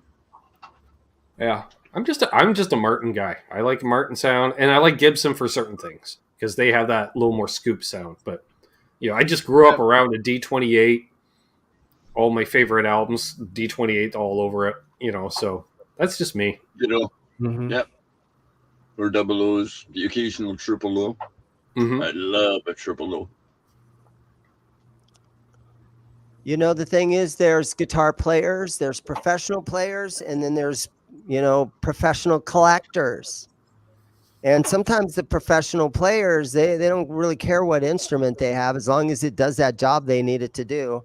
Those professional collectors, they don't want that guitar because they're not concentrating on its playability and stuff like that. They're concentrating on how good it looks when you got your buddies over. Yeah, when you set it out on the dining room table at the party and like, ooh, look at this. And everyone goes, look at this. And all the girls are like, oh, you just got a lot of money, And then we would stand there and go, so what does it sound like? Plug it in. Let's hear it. Oh, no, I don't play this. Yeah. Okay, fine. And to have it's just like having a class. The automotive market and the guitar market are the same thing. Yeah. Oh yeah, so much. You got your classic cars that are bringing so much money because they don't make them like that anymore. But the new cars drive around so much better, and the air conditioning works great. But the old classic cars, man, they look cool. But the new cars, they smell better. Yep. Yeah, the difference I think though is like. With the guitar thing, you can have a beat to shit Strat, and everybody's like, "Ooh!" But if you drive up a beat to shit car, only the rat riders dig it. Yeah. No, there's a small community that loves the like rat rods and stuff like that. Yeah. And there's a YouTuber I've been watching a lot, and I think he goes by Mortsky Repair. He's a repair guy. Mm-hmm. He lives up in North Dakota. And so he goes out in the field, gets a car, hauls it into his garage, tries to get it running on absolutely no money. Don't put money into it. Just, clean the points. And he's got his dog with him. I've been pretty much every night been watching Mortsky's Repair on YouTube. His average video is about 2 hours long. I watch a few channels like that. I love the revival stuff because I've always been a car guy too. It's like right. That's on my list. I got to get the old man's car fired up because I got to take it over to a buddy's to get serviced. So expect a video on that soon. So me starting up the old Ford there. So not just a backdrop. Let's get her mobile. So that's a big difference between the cars and the guitars. I mean, guitars, relic, it's kind of cool. It's got personality. No, I'm still gonna burn myself, and it'll be cursing. It's the same thing, Trev. Cursing and burnt fingers. It's gonna be the same, guaranteed. The thing that will motivate you if you see an old car out in the field. What motivates you is to put it up on a trailer and haul it into your garage. And then once it's in your garage, you can start airing up the tires and you can get busy on it. But as long as it's laying out in the field, you ain't going to touch it. You're not even going to walk out there and, get your feet dirty. You get your shoes dirty. You got to get it into the garage. And when you're pressure washing the engine, leave it running. Don't spray into the air filter. Dumbass. No, don't. Just don't. Just don't. Yeah. Same with the dirt bikes. Wash your dirt bike, you start it up, you let it idle, and you wash it down. Don't spray in the exhaust. Yeah, don't put oil in the rad either. Mike's the ex-wife do that. Well, the Mortsky's Repair. He had one video where there was a dead raccoon in the front seat, and it was just bones. It sat out in the field so long, and he just left it in there. He worked on the car, got it running. Dead raccoon right in the front seat, right on the floor. Just shellac that, or some kind of an acrylic coating, maybe. I don't know. I mean, you wouldn't want it to just be. Yeah, linseed oil. Yeah. It calls him linseed oil. I definitely. And change the halogen fluid. Yeah. I think the echo's Dane. I can mute me. Back. I'd love to see your acoustic guitars. He's got 2 handmade acoustic guitars, for sure. I'd have to try playing it upside down, being that he's a lefty and all.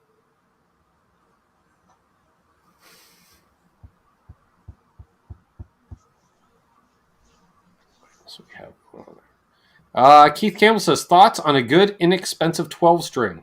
Yeah, Fender makes one. They're cheap. Martin use Yamaha. X series. Martin X series. I was just going to say maybe a Yamaha. Yeah, just find a used Yamaha. You can pick those up for nothing. Yep. I've got one. I think I got it for $100. Now, how much a pain in the ass is that to tune? Oh, it's a giant pain in the ass. That's why you only play it once a year. Yeah.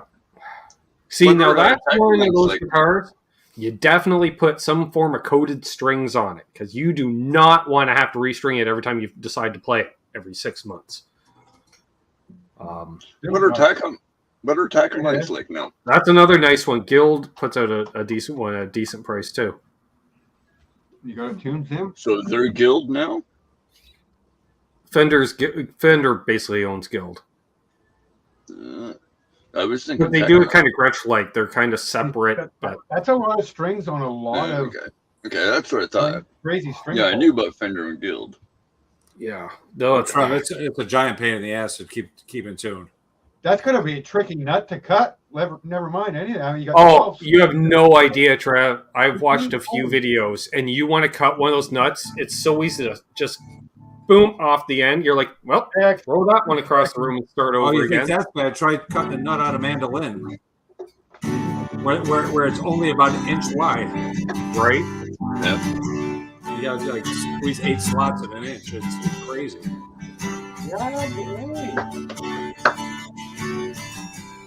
Sounds good, man. Oh, right. Sorry. Terry mentions Cordova owns Guild. Fender hasn't owned Guild for 5+ years, which may be why we're seeing more Guilds on the market again. Because they were basically shelved when Fender owned them. Hey, Johnny Hairpercher.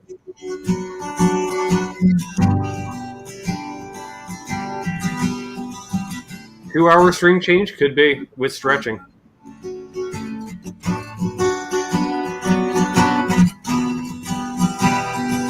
I will not cut a nut, Keith. That's something I refuse to do. I will not start with a blank nut. No, especially if you can buy one. If you had the tools, I would do it. Yeah, I don't have the patience for that. Like, I just don't. Yeah. I would do it, but I don't have the tools. And it's like Chinese food. It's just easier to buy one. That's a few $100. True. But when you have more than 6 guitars that you're taking care of, you might as well get the tools to keep them fucking. Yeah, it's like if I need a replacement neck for a guitar, I'm not buying a log and carving a neck. I'm going to buy a neck. It's just. That's just. I might make a neck for this stupid thing. Because the biggest disappointment with this guitar is it's plastic tuners. Plastic tuners. Plastic itty bitty little. Yeah, they're little junior tuners. I'd sand the neck. I'll tell you that in a heartbeat. I'd sand that neck. But I mean, for now, at least to a satin. Back up to the Ibanez, something to play when the 9-volt battery dies in the fucking Epiphone. Yeah, throw a bunch of decals on it, and it's punk That's rock. a great guitar, man. There's nothing you need to do to that thing except play that thing and enjoy it. Right. I probably have one just like it somewhere. If I get dizzy and fall over on it, it's not the end of it. No biggie. I sell those things all the time. It didn't take much to tweak it into shape either. I mean, I'm just pointing out that Keith Campbell is a sadistic bastard because he's like, come on, do that after the Kramer build. No, I am not cutting a nut. You're blinded with the soda pop tastings he loves, and now he wants me to cut a nut. You are sadistic, Keith. No. There's acoustic. The thing is, you don't need to cut the nut. You can order it from Graph Tech, and it's going to be pretty damn near close. And anything it ain't close enough with, you can tune up with a piece of sandpaper. Yeah, something, right? Yeah, I generally, sandpaper with a 90% of the material will come off the bottom of the nut, and then refine it. I got to get some decent nut files though. Like I'm doing it with the jeweler files I do have. For the set. You got to pay a few $100 for the file. Unless you get you need basically 3 sets, a set for 9s, 10s, and 11s, right? And that'll basically cover you for just about everything. Now Ken's going to appreciate this because it's the torch tip cleaner set that you can get to do nuts. That's like the same little different diameter gauge things that are abrasive. Oh, yeah? But, I mean, you don't want to use those. No, are you talking about the I guess if you only had to do it once or twice, welders? you could use that, but it's going to take you so much longer to do the task than it would if you just bought the proper tool to do the job. Which, who knows? September 24th at Solo, I may be able to pick up a set of nut files. Yeah, the nut files are like way overpriced. I know. I've been wanting to buy a set for a long time, and they're only And that's the thing. $150, right? I mean, if you had a specific size in mind, you could specify and only buy 2 or 3. Well, yeah, the ones I was like, it was It's 3 files because there's 2 strings. 2 sides on each side. Yeah. One on each side. And yeah, it's like $30-$40 or something. But if you want to go from 9s to 10s to 11s, now you've spent 4 or 5 different files. Now you're looking at a $300 set. Oh, I know. That's why I'm going to pay somebody to do it. Mm-hmm. I was happy enough just to get Fred erasers. Those things were game changers. Now you can get them on the Jungle website. I use micro mesh. Mm-hmm. That works good. I like the micro mesh a little bit better because it's a little more flexible. Right. Okay, which one of you guys watched Philip McKnight's video when he was at Sweetwater last month and he bought that green Ibanez off the wall at the Sweetwater store? Any of you guys watch that one? Yes. I didn't see it, Did you but watch I'm that hoping one? you got it in the case. I might have. It's right here in this case.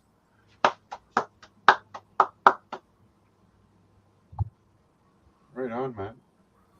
So here it is. Nice.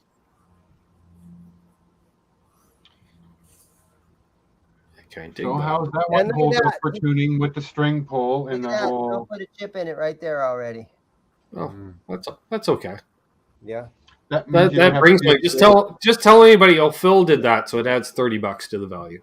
Yeah. You know, no matter what you do to the guitar in store, Dane, you could just relic the fuck out of it. Oh yeah, Phil did all that, right?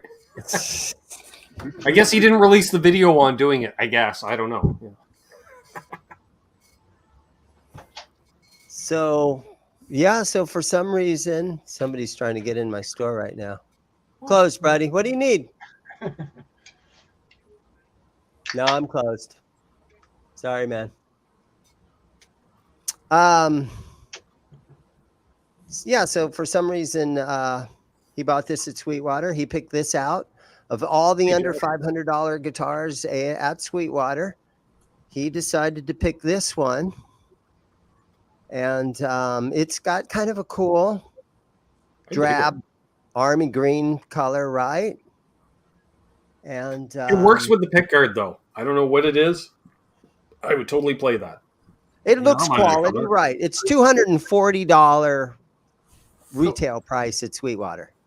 Dane, did you polish the pickup covers? I mean, they're shining like a shiny. No, man. No, he sold this guitar to me, and I haven't done anything to it. I haven't plugged it in. I haven't played it. I'm just.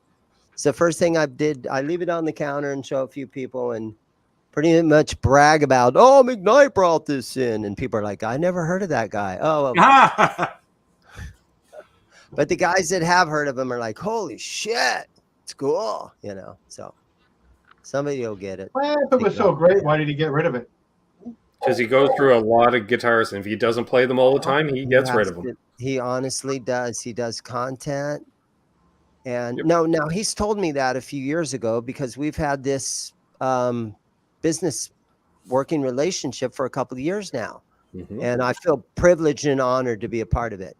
But he honestly says now a true demo of a guitar demonstration or, you know, whatever kind of video he does, if he goes online and he does a video and he goes, dude, I love this guitar. And then 2 weeks later, it's on local Craigslist here in Phoenix. Then that's the true, you know, sort of, what am I trying to say? Review of the guitar. That's the real review of the guitar, is that he did a review on it, said it was great. And then 2 weeks later, it's on local Craigslist. Yeah, but that dude's got a ton of gear, and he's probably it's traffic, right? He's like, do I want to keep this guitar that I'm not going to play very much, or do I want the money? Mm-hmm. So imagine which then he puts into the next guitar, into the next video, and that's how people he buys, are like, you know, reissue. I would love to have that job. People are like, I'd love to have his job. Yeah. How many times does he actually keep a guitar, though? I mean, that guitar would have to be super exceptional for him with that kind of traffic to say, hey, I'm going to keep this one and put it. And even then, like I think he's got a core, let's say, dozen guitars that he'll never get rid of. But even then, it could be every 3 to 5 years, one of those, he's just like, I never play that one. And I've let's say in the 3 to 5 years since then, picked up a much better version of it or something or whatever. So it ends up getting replaced. But there's always that core of a dozen or so that you can tell he's had for years. Yeah. How many of those Glaries do you think he holds on to? None. Seriously. Why would you? He does a review and he gets rid of them. Yeah. Like, exactly. Like, why would you play a Glary Strat if you can play a custom chapter or whatever? Petrucci's or whatever he's got. Yeah, you know? Anything better than a Glary Strat. You know. I remember, I've had people mention that, you know, in videos and stuff, and they'll say, hey, you know, you should pick up a Harley Benton Tele. You love Teles. Why? So I can review it, and then why not? It's going to sit there, you know, because I'm not going to play it because I have. You can't keep them all. When it's his job, you can't keep them all. Yeah. And if I did have the viewership, like Phil's talked about it on his shows, like, you know, you buy a guitar for X, you're going to sell it for half of X, and you hope the ad revenue from the video covers the other half of the X, and it's break even at that point. I don't have those kind of numbers, so like it would take years for that Harley Benton to even pay for itself. But then just suppose for a moment that you're Guitar Man 45 and you have the room to keep it all. And Guitar Man 45 has to give Zim a call, and I will ship it out to him regular business hours. You can call me up. I'm pretty sure that man has Sweetwater on speed dial. Well, you know, where is Guitar Man 45? Let's see what his purchase of the day is. Yeah. Well, there's an issue with one of the Teles. One of the Teles is going back. Right. He found a small crack. He can't tell if it's just in the finish or the wood, but it's enough to send it back. Yeah, because you just got those 250-150 heads, right? Does he only have two? He's probably onto something else by now. Come on, that was last week. You mean the Mac? He had to send one of the 5150 heads back because he was comparing the 6L6 to the EL34s, right? Right. Yeah. Okay. And as far as I know, we've only heard, or not even heard, but heard feedback of the EL34 one because the 6L6 had to go back because it was. You know why we haven't heard about it? Probably because one of his kids was going through more boxes and found both those heads already. Yeah, that's my guess. You already own both of these. There was a huge storm rolled through there like 4 or 5 days ago, and totally like tents and stuff and chaos and everything was turned upside down. The other day in the chat, he was saying it was a big mess to clean up. So I'm sure that's been keeping him quite busy. Mm-hmm. Doug Strauss says he's the definition of first world problems. It's true, huh? Oh, but he's great because he puts the period on every conversation in the Zoom calls every time. It's so believable when McKnight says something. It's like, yes, I believe that, and then he'll say something else. Yes, I believe that, and I talk to the camera, and people are like, "What is this stoner freaking from Southern California talking about? What have you been smoking, bro?" That's how I come off on Keith H says, find me a guitar, 25 scale or less, solid body electric, no fat neck, hardtail okay, something different from my Strat. Telly. What? Read that again. Man. Keith H is looking for a solid body hardtail guitar, electric guitar, something that's not his Strat. Something different from his Strat. So I said Telly. Don't get yourself a single cut, like a Les Paul style. In the spirit of a Les Paul, I'll say. Something with 2 humbuckers, hardtail. Different than a Strat. Explorers are nice. I was just going to say, you're an Explorer. Yeah. Like something with the mahogany. The armrest. I don't know. It just fits my body shape. Keith, I have the perfect guitar for you. Same here. Like when you're standing up with it, it's beauty.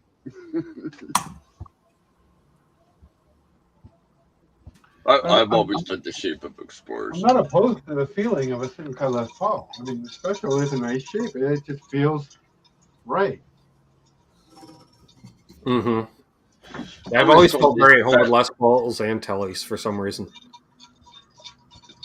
This one's for Keith. I thought it would be trying to be a Gibson. It's closer to my Ibanez than it is to the... Whoop-de-doo says Les Paul Jr. with a single P90. Sure. Ooh, what do we got here? That's the way to go. Hey, 40 Watt Podcast. Throw the suggestion out there. What do you got there? Is it...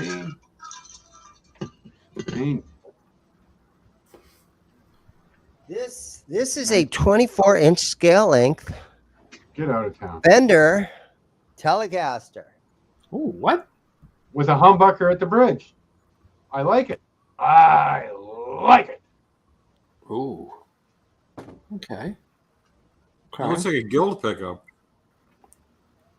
No access on the back. It's all front, eh? It's not a 25.5-inch scale length. It's and 24. 2 string trees. It's 24. A solid 24-inch scale length. Huh. Well, that's different. Ooh, a Novo. Yeah, Novos are You nice. put nines on that thing? Yeah, if you get like $4,000 and you want to wait a year. Yeah, that has. It feels like it has 9s on it. It could be 10s because this is a short scale, but they're really. John says he went into the store fully intending to buy an American Professional 2 Strat. When I tried it in the shop, could not fault it, but I knew I would always prefer the neck on my classic vibe, so I didn't buy it. That's good self-control. He knows what he likes. Got out of a purchase there. The neck wasn't quite right. Keith H says, how much and do you ship? Give the store a call. This is $600 with shipping. There you go. In the continental United States. Yeah, look how. Which Keith is in the continental in this case. Look at how small it is in a regular case. Yeah. Like, you'd almost want to see if you could fit it into, like, it probably wouldn't fit in a Les Paul case, but maybe an SG case, which is a little bigger. You know, just to throw people off. They're like, oh, you got an SG in that case. What the hell is that? And how did that fit in that case? Oh, it's got all the goodies and everything. Mm-hmm. All the case candy. Oh, I got to bust up some. Yes, Kurt, you do need to get it. Everybody needs a Tele. And Keith is in Oregon. He says, sold. Call the store. Call Zim's Guitars up. Here's one more thing. Isn't open tomorrow since one it's more Labor thing Day. that might. I don't know if this is gonna fuck this deal up or not. But let me show you one more thing about it.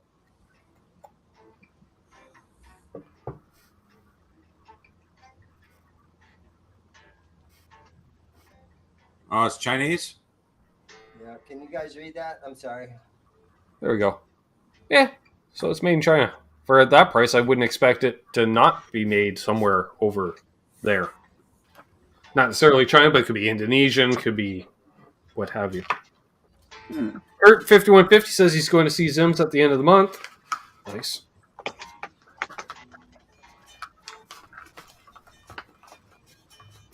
Right. Yeah, and It's got mojo.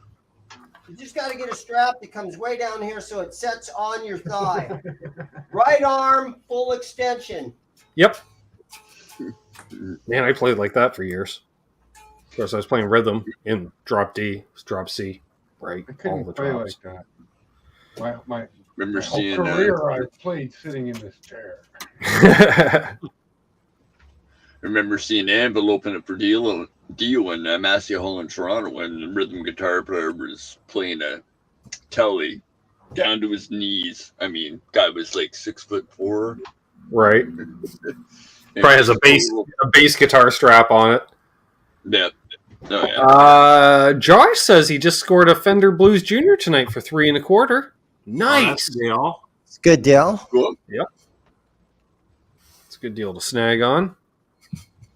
Yeah, I sell those for about $400, and I try to get them for $300 or less. So Right. at $3.25, I probably would have bought that myself. Just try to flip and get $75 out of it. Daryl. Bunch of people waving the banner for the Indo Teles or the Indo Fenders. Yeah, I haven't played one I didn't like. Putting a strap on this. John says, it says do not tumble dry for a reason. I hope you learned your lesson. This little All the drop tuning. strap Exactly. lock is from a bottle of Grolsch. Yeah, Cortec Factory.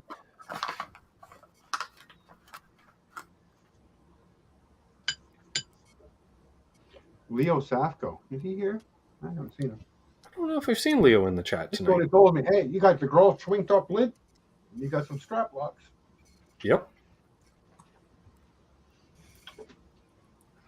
Never tried it myself, but know of it. Of course, that would have to commit to me drinking a bottle of Grolsch to get one. Works flawlessly. And this crappy $12 Gibson lightning bolt fucking strap. Genuine leather. It needs a rubber washer. Rubber baby buggy bumper. Or you can just do, guys would do in high school, just take off the strap button, put the strap on, put a big metal washer over it. Put strap. the Van Halen classic dog class boy with the fucking big eye bolts. I got enough eye bolts. I could do I noticed that. Wolfgang was rocking. $50. He's committed to the eye bolt setup like his old man. I just hope that Wolfie goes home and has a couple of days of rest and wakes up in a few days. And you know what? I think I want to call Roth and Uncle Al and Michael Anthony. Well, figure we just put the band together. I don't think so. I think it was too intimate of a moment, let's go make millions of dollars. Let's just go make millions of dollars and have some good times. Let's see what happens at the LA tribute show. Right? Wow. Who comes on stage? I didn't even hear about that. Yeah, because Wolf's also going to play at the LA tribute show for Taylor. So, wow, I do believe. Oh, they'll do Hagar songs, and then I'll be like, oh, no. They're going to come out and do I Can't Drive 55. Yeah. Okay, so Keith also might be playing part 2, and I'll take Keith's word for it because Keith seems to know stats on my NASCAR show on this channel. And he wears a lot of striped stuff. I'm just saying. So he's more in the loop. Keith's one of those fellas that doesn't say something if he doesn't have. That's true. Yeah. He keeps track of some stuffs, and those stuffs he can speak about. I'm just thinking. Based on certain lifestyle choices, I'm doing a NASCAR podcast and I forget who won the damn race. And then we get towards covering the end of the race. I'm like, who won that race? And Keith's like, this guy. Like, thanks, Keith.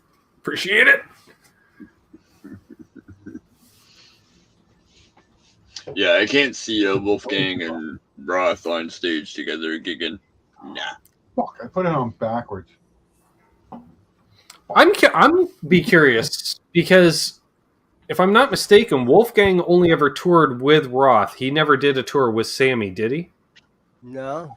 Never, I didn't think so. So I'm like, I'd be curious what's their relationship like, if at all, you know? That's kind of what I'm thinking, if at all.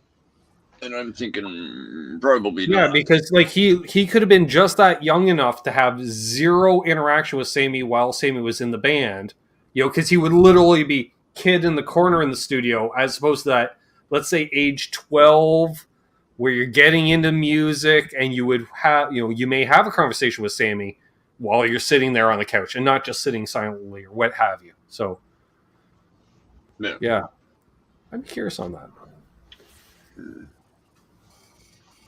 Inquiring minds. Mm-hmm. Sammy seems quite content with what he's doing. I mean, of all of them, he's the one with the most head of steam, shall I say. He's the one that made all the money. Sammy loves his life. Sammy loves his job, and he's made more. He said himself, he's made more money off of stuff, not music, than stuff music. He could have retired before he even joined Van Halen because he already had the sprinkler system. As soon as that Cabo Wobble thing sold, yeah, he's pretty much set. Yeah, that tequila thing really set him over the top. Yeah, it really did, man. There's a YouTube channel, Bill Maher, and it's called what's he called? It's called that one where it's like in his basement. Club Random. Yes, Club Random. And so Bill Maher sat with what's his name? Why am I forgetting already now? Like that. Sammy Hagar. He sat with Sammy. They did a whole episode. It was really it's a good watch. And Sammy does sing great. And Bill Maher, he smokes weed right in front of Sammy. And Sammy's like, no, I have to sing tomorrow night. And so Sammy takes care of his voice. Yeah. He's a professional. You know what I'm saying?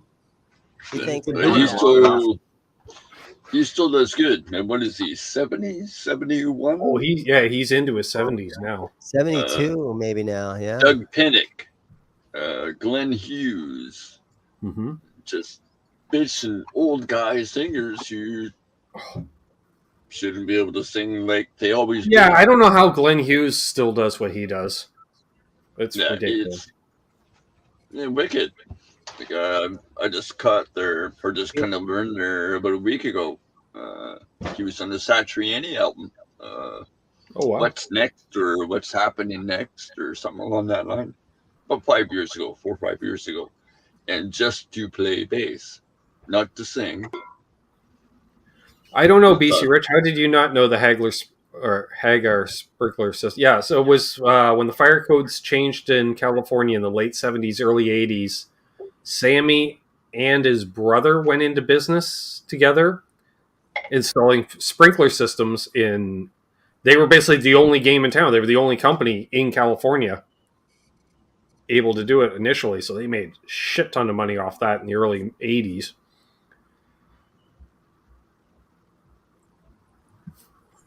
And then ever since, he's always been. And they had a mountain bike company or something like that. He was into that when that was all a big deal. Like he got in, Sammy knows how to get in, get out. He knows.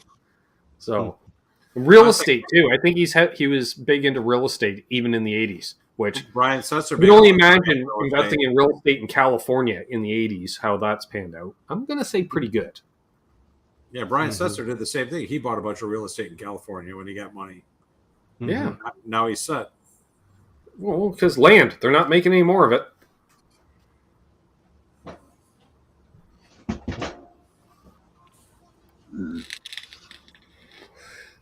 I haven't seen Chrissy Hines' performance yet. I want to check that out. A lot of people were mentioning Chrissy killing it last night. Didn't Paul McCartney sing with her? She sounded great. Nice. She's a big talent. I think she's underestimated, I think. Always has been, yeah. I heard Paul McCartney sang with her. Nice. Wow. Yeah. Was McCartney part of that big show yesterday then? What the hell do you know? What's that? Was McCartney part of this big Dave Grohl show? I guess so. There was like 50. They said like 50 artists were part of it. Oh yeah, I haven't seen it yet. I gotta watch it. But there's I know Brian Johnson was there. Yeah.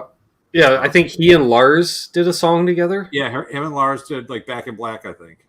Okay, sure. I need to watch more of that. All I saw was the two songs that Wolfgang did. Yeah, same so far. Yeah. McCartney did Helter Skelter and the duet with Chrissy. Oh, okay. Wow. Speaking of someone who's just doing it for the hell of it at this point, Paul McCartney does not need to gig. He's a musician. What's he going to do? Yeah. Yeah, you got to go out and play. It's like the Stones. They don't need money. I hear about it too, like him in the studio. I've been watching a bunch of channels, talk about like old recording stories and stuff. They're like, that guy can fucking play bass, like anybody's business. And I always thought that, but like when you hear session guys talk about like when he was recording in Nashville and stuff like that, and they'd be doing takes and he's playing bass and singing at the same time. They're like, don't you want to do the vocals later? Nah, man, I'll just do both. And it's just spot on. Well, he's old school. That's how they always did it. Yeah. Uh-huh. And they're like, yeah, he is a fucking Beatle. They are all fucking superheroes. And if Ringo Starr is in the studio, don't ever mention click track or anything like that. No. Ringo will freak out if you say the word click track. Yeah. Actually, at this point, he'd be like, tried it once in the 70s, didn't really care for it. And that's it. You're like, okay, whatever. Yeah. That's Sir Paul McCartney. That's right, Johnny. Sir Paul. Yes, sir. Hey, I got something fun to show you guys. Let me navigate. Please tell me that Paul McCartney owns stock in Hofner basses, because they would not be in business without Paul McCartney.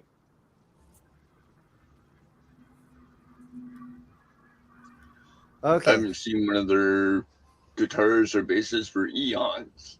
I had a pretty big rock star moment in the store on Thursday. Oh. Okay, who's this guy? Wait a minute. Next to me. So, that is Jack Hughes. Everybody Wang Chung tonight. Oh, God, yeah. That's awesome. Tonight. Everybody Wang Chung tonight. He bought the LPD 74 pedal. No shit. Yeah, he was in town. They were playing at the Celebrity Theater with fucking Wang Chung knows tone. Persons, A Flock of Seagulls, Stacy Q. They had this 80s thing going on. And Wang Chung. And so I got a phone call and the guy's like, hey man, it's Denny and I'm blah, blah, blah. I'm with Wang Chung, blah, blah, blah. And we need a distortion pedal, but we don't want to go to Guitar Center. I said, okay, buddy, I'm here till 6. Come on in. And sure enough, they came in. And he goes, no, I don't want anything, real proper English gentleman. Don't want anything real heavy or anything. And I said, so you want more of an overdrive? And he's like, yeah. And so I showed him the Dyna Drive by Boss. And, I probably have a dozen of them in here. And I sat him down behind a Blues Junior and I gave him a Mexico. He goes, give me a single coil. So I gave him a Made in Mexico Strat and sat him down in front of the Blues Junior and plugged one of them in. And then after he took his time. And after he tried about 3 or 4 of them, I looked at the Lawrence Petros 74 pedal, which I have 2 of them. And I handed him one of these. And I said, you know what? This is a local guy, really sought after stuff. This is a 74 drive pedal. He plugged that pedal in and he was playing along with it. And it seemed like he enjoyed it. And then he says, but let me try this other one over here for a second. So he played a different one. Nice. And then after 2 or 3 more, he goes, let me see that LPD one again. He played that Lawrence Petros one. He goes, I'll take this one. Fucking right, you do. Yeah. He knows tone. So I texted Lawrence. And I said, Lawrence, and I sent Lawrence that photo of him. And I said, that's awesome. Yeah, Lawrence would kind of be like, what the fuck? That's awesome. And Lawrence is going to release the 74 special edition Wang Chung. Yeah. And I'll need it. And I'm like, Lawrence, you know, this guy's going to tour the world with your gain pedal. And he told me he's going to take it around the world. And that's what I left in the text to Lawrence. I said, this guy just bought your 74 pedal and he's taking it around the world. That was his thought. That was what he said. That was his quote. And Lawrence is like, that's awesome. So Lawrence actually, in a very small way, has developed the current sound of Wang Chung, right? Yep. He engineered that sound, their current sound. That's nice. And Fishbowl. Good to see a Fishbowl. Did he ask the signal chain for Dance Hall Days? That would be a good question. That's a good tune. No. It's good guitar tone. Like nice, clean. And then they had a movie soundtrack song too. So they had Wang Chung Tonight. Oh, what was that? To Live and Die in L.A. I don't remember the name of the song. Yes, I forget the song, but so I think they had those were probably I don't know. Was Dance Hall Days and Wang Chung Tonight? Everybody Have Fun. Were those top 10 pop hits? Oh fuck yeah! Oh, I'm sure. Okay, were they top 10? Yeah. Oh, easy. They might. I don't know if they hit number 1 because there was some steep competition. You know, like if it comes out the same year Thriller came out, you're fucked. You know, you're getting a number 2. You know, no, it was at least he's had 3 songs in the American Top 40. Which for sure. Pete Warren says three hits, and that's a career. Yeah. You know, because you can tour off 3 hits. Oh yeah. Wayne Gretzky was big at the time. Gretzky, yeah. Right, grade 6. This was 12 years old, born in 69, 82, 83. Yeah. Flock of Seagulls. Okay. Fishbowl says they did the whole Seagulls sound. came a couple years later, I think, right, with their flip-de-doo. Flip-de-doo here. Flip-de-doo. The song and the movie is the same. Great Platinum Blonde, for those of us that are Canucks, and you probably recognize that Platinum Blonde was big. I remember doing an air band. Huge Platinum Blonde fan. Still. Trev, I may have done a Platinum Blonde riff when I demoed the Lawrence or LPD chorus pedal. I needed a riff because I was like, fuck, this is such a good 80s lush chorus. I'm like, Platinum Blonde. And I did, and RJ texted me. He's like, "Did you play a Platinum Blonde riff on that?" I'm like, "I did." I did so, and proud of it. Yep. Oh, I did because that took me like, I don't know, 14 takes. It was the most. I almost just gave up on it. At least it wasn't Glass Tiger. No, I was not forgetting you when you were gone. In the same realm of breath, I would say Honeymoon Suite. I know there's a bit of a connection. Oh, I love Honeymoon Suite. Great guitar tone.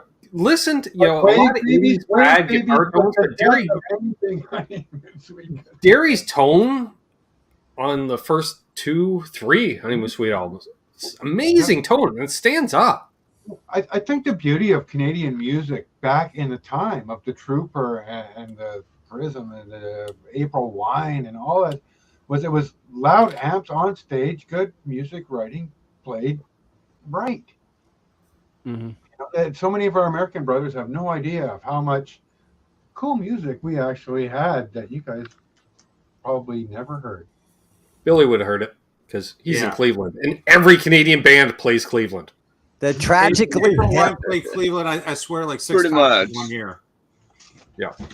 Well, you know why? It's because you get that gig at Harpo's, right? And you're like, screw it, gas is cheaper in the U.S. We'll cross at Buffalo. We'll get gigs in Buffalo, Cleveland, and then we'll hit the gig at Harpo's. Pittsburgh, Erie, that whole Great Lakes area. Yep. Yeah, April you guys made the same as we did, except in American currency. Like if you made $600 a night here, you'd make $600 a night there, but it was U.S. money, and at that time it was about 10% more. So, and you filled up with gas, and you load up on gear because gear was half the price, and smokes and everything. Yeah, and the trip pays for itself. You're allowed 200 cigarettes, 26. Was it 26 or 40 ounce? Every band member had a case of beer. Yeah, it paid for itself. And you use your driver's license to go across the border. Yep. You didn't have to have your fucking passport in order. I didn't want to talk about the border. I've had some bad experiences. I surprisingly at the Canadian border or at the Mexican border? Coming into Canada. Do not smoke a joint in the car on your way there. No. Well, maybe now. Probably not a good idea. Now you guys don't care, but I mean, in 1984, that was a bad move. Yeah. My buddy got caught just taking a wrong turn. He ended up in the lineup and going through the thing, and he had roaches in the ashtray and maybe less than an eighth of weed. And by today's standards, that's meager. And that was it. I mean, it was like 10 years. He had to go to court in the States and back and forth. And it was like a big fucking to-do for such a meager little thing in the city of Vancouver at the time. Yeah, if you you're got a hard-time criminal, less son. than an eighth of weed, the cops are going to make you crush it into the ground and carry on your way or whatever. Yeah, right? pretty much now, Floop-de-doo. Yeah, that I think at the border now, pretty much. So they give you a bag of weed. But then you could cross from Mexico into America with 50 pounds of fentanyl and get away with that. You're in. Yeah. Then you could throw a rock from one dispensary to the next. Oh, jeez. But nowadays you can go from Mexico into the United States with 500 pounds of fentanyl, and they buy you new clothes and put you on a bus to New York and give you a cell phone. Why would you want to do fentanyl when you can just buy weed? I don't know. Weed every day. You can grow it in your backyard. Not here. Grow it in my closet. Turns out when I was visiting neighbors, they're growing some. I'm like, oh, you got a little crop going, don't you? If you're allowed 6, you should probably grow 6. I mean, No, I'd have it in my backyard. You could grow your own Advil, eh? This would have been a bumper crop year for BC Bud, too. I bet there's going to be a good influx come around after Thanksgiving. Ooh, we have a question for Billy from Jeff K. He says, got any stories from the Agora Ballroom? I used to work at the Agora Ballroom. Well, so he probably had one or two. I was a stagehand at the Agora Ballroom for years. I'm sure you know. Which we will definitely talk about on a dedicated hangout. We'll do a special time just for us, because I know your schedule, you got morning stuff. My favorite Agora story was a night I wasn't working, but I had stage passes for E-Pop, like the meet and greet thing after the show. Yeah. So I went back there, and it's super disgusting back there. You really don't even want to sit on the furniture. But anyway, I sit down. I'm sitting there drinking my beer. Iggy Pop comes out. He's shaking hands and saying hi to everybody. Plops on the couch next to me and goes, "That your beer?" I'm like, "Yeah." He goes, "Can I have some?" I'm like, "That's Iggy Pop. Sure, I'll share a beer with you." But yeah, So I got to share a beer with Iggy Pop. That was probably my highlight of the Agora. The rest of the time was mostly just work. That's up there. That's a significant event in a person's life. And it's getting on as we are with our gray beards and such. Those significant moments seem to hang on a little longer than some of the other stuff. Again, you'll never forget that. There's a whole segment of life that came into light. It's like, oh, fuck, all those memories. Holy shit, I didn't even think of that for 30 years. Mm-hmm. Yeah, I smoked a bowl with one of the guys from Clutch, the singer from Clutch. Clutch are good. I've seen Clutch are an awesome band. Yeah. They got some good tunes. Mm-hmm. It was funny there for a while where all the band names ran out, so you started naming your band after a car part. Yeah. Remember there was Filter, and then there was Clutch. Well, that was like, what was it, like, I don't know, maybe it's 10 years ago, 10 years ago, everybody had to have Sons in their name. Especially, it was in Canada. There's the Glorious Sons, the other Sons, these Sons. Oh, Jesus. Super. Sons of Freedom. Now, that's a name from the past. Jesus. How many super bands were there? Super Chunk, Super Suckers. There was like a million of them in about 1985, 1986. Mm-hmm. Somebody in an office somewhere making decisions. Yeah, 3 is Cemetery. Isn't like that anymore. Here's Randy. Have a good one, buddy. We'll be wrapping it up. Probably we'll go to the bottom of the hour. Mazel. Shit. Yeah. What are we even at? What do you remember from the Tragically Hip? Were they up at the Agora? No, they were actually bigger. They played a lot bigger venues than that when I was working there. Bam detected. Actually, they played at a place called Blossom Music Center, which was like 20,000. Oh wow! Yeah, they were a big deal around here. Well, that makes it because they would have played like the bars back when they were a bar band. Exactly. Well, exactly. And they're bordering into Bryan Adams territory, right? Where they, Loverboy, the Triumph, the bands that really kind of cross the line. Yeah. Well, especially into the Greater Lakes region, that get that crossover between radio and gigging, and building an actual base. And the beautiful thing of that is it spilled over to the other side. And here in Vancouver, I got to see all those Seattle bands. Yeah, same deal. Metal Mondays, when they, like Soundgarden with Loud Love, that imprint on my head. I can't tell you what I had for dinner yesterday, but I could tell you exactly what was going on at that moment in that show at that time, back in 1989. Yeah, back when Chris Cornell had long hair and duct tape shorts. They were so loud that in Club Soda, it was just like those Marshalls. They were just down. Oh, it was so good. It was so loud. Back then, I don't know if you saw that tour. They toured with Voivod and Faith No More. I have seen Faith No More. I haven't seen Voivod. But they all played together. I saw them. And that's a shame. That should be on the bucket list. Yeah, why have you not seen Voivod? All the bands you've seen, Trev, and they're Canadian. Just never hit the path yet. So there you go. That's something to do. Better stick around for a while, right? Mm-hmm. We're all very lucky that we've been able to live in this time in history where we got cool rock bands that we all got to go see. But it was such a different experience going to that stadium concert on Friday, Tim. For 30 years ago, that Motley Crue concert back in '92 was ridiculous.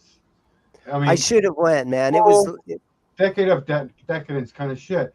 But the concert I went to on Friday night, I was sitting beside, the family, Malcolm in the middle with the brothers and sisters and the mom and the dad. And over on this side, there was some dudes in suits and stuff and things. And it was just like, I went 7 hours with smoke and a cigarette because it was like, I'm sure if I smoked a cigarette, these people would have been like, "Oh, what are you doing? You can't smoke in here."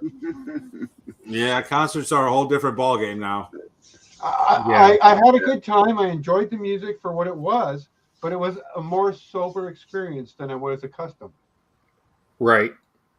Even though I drank 5 Corona tall cans and ate 4 gummies and smoked a couple of joints. Joints I smoked. fuck you be damned. I'm gonna smoke my joints. I'm at a concert. Great. Yep. I'm smoking half. I rolled 5. I came back with 2 2/2. Oh, that's like I was at my Campbell show. It was a totally different experience. You know, sneaking off to the bathroom to hit my vape pen so I can get high at the concert. Because Yeah, when I saw Tom Petty, as soon as the house lights were down, we had I brought in some THC vape juice, and we were just right on our coils, and then it wasn't working too well. Then I was just throwing it under my tongue for the hell of it and see how that worked out, and that worked out. That worked out quite well. Yeah, and then I went over. You just would try to get fucked up at a concert. That was the thing to do. Just try to get buzzed. You get fucked up before the concert and try and stay fucked up through the concert. A pack of smokes, but you had to have at least 1 pack of smokes. Yeah. Because you're going to give people smokes all over the place. I mean, that's what you just did, right? And shoulder to shoulder, and the sweat. That's one thing I didn't miss, was the sweat of complete strangers, especially in this day and age after the last few years. Being in the same room as 30,000 people was quite enough. I didn't need to be rubbing up against them, right? Oh God, my club days going to see like punk bands, and you're just like everybody's just smashed together, and everybody's sweaty. What was some of your I'm too old for favorite this at? What was some of your favorite punk rock shows that you were the punk rock shows that I've seen? The Cramps. The Cramps are an incredible band. Okay. Let me think here. There's a band from Columbus, Ohio. You probably guys haven't heard of them. They're called New Bomb Turks. One of my favorite punk bands. My girlfriend had that record. She loved that record. I've seen Black Flag. I've seen Circle Jerks. Never saw Vancouver. We had Dayglow Abortions. We had Dayglow Abortions are still around. Yep. Right. They just played here like a year ago. Indiana. That's right up there with the Headstones and their whole. Yeah. Anyway.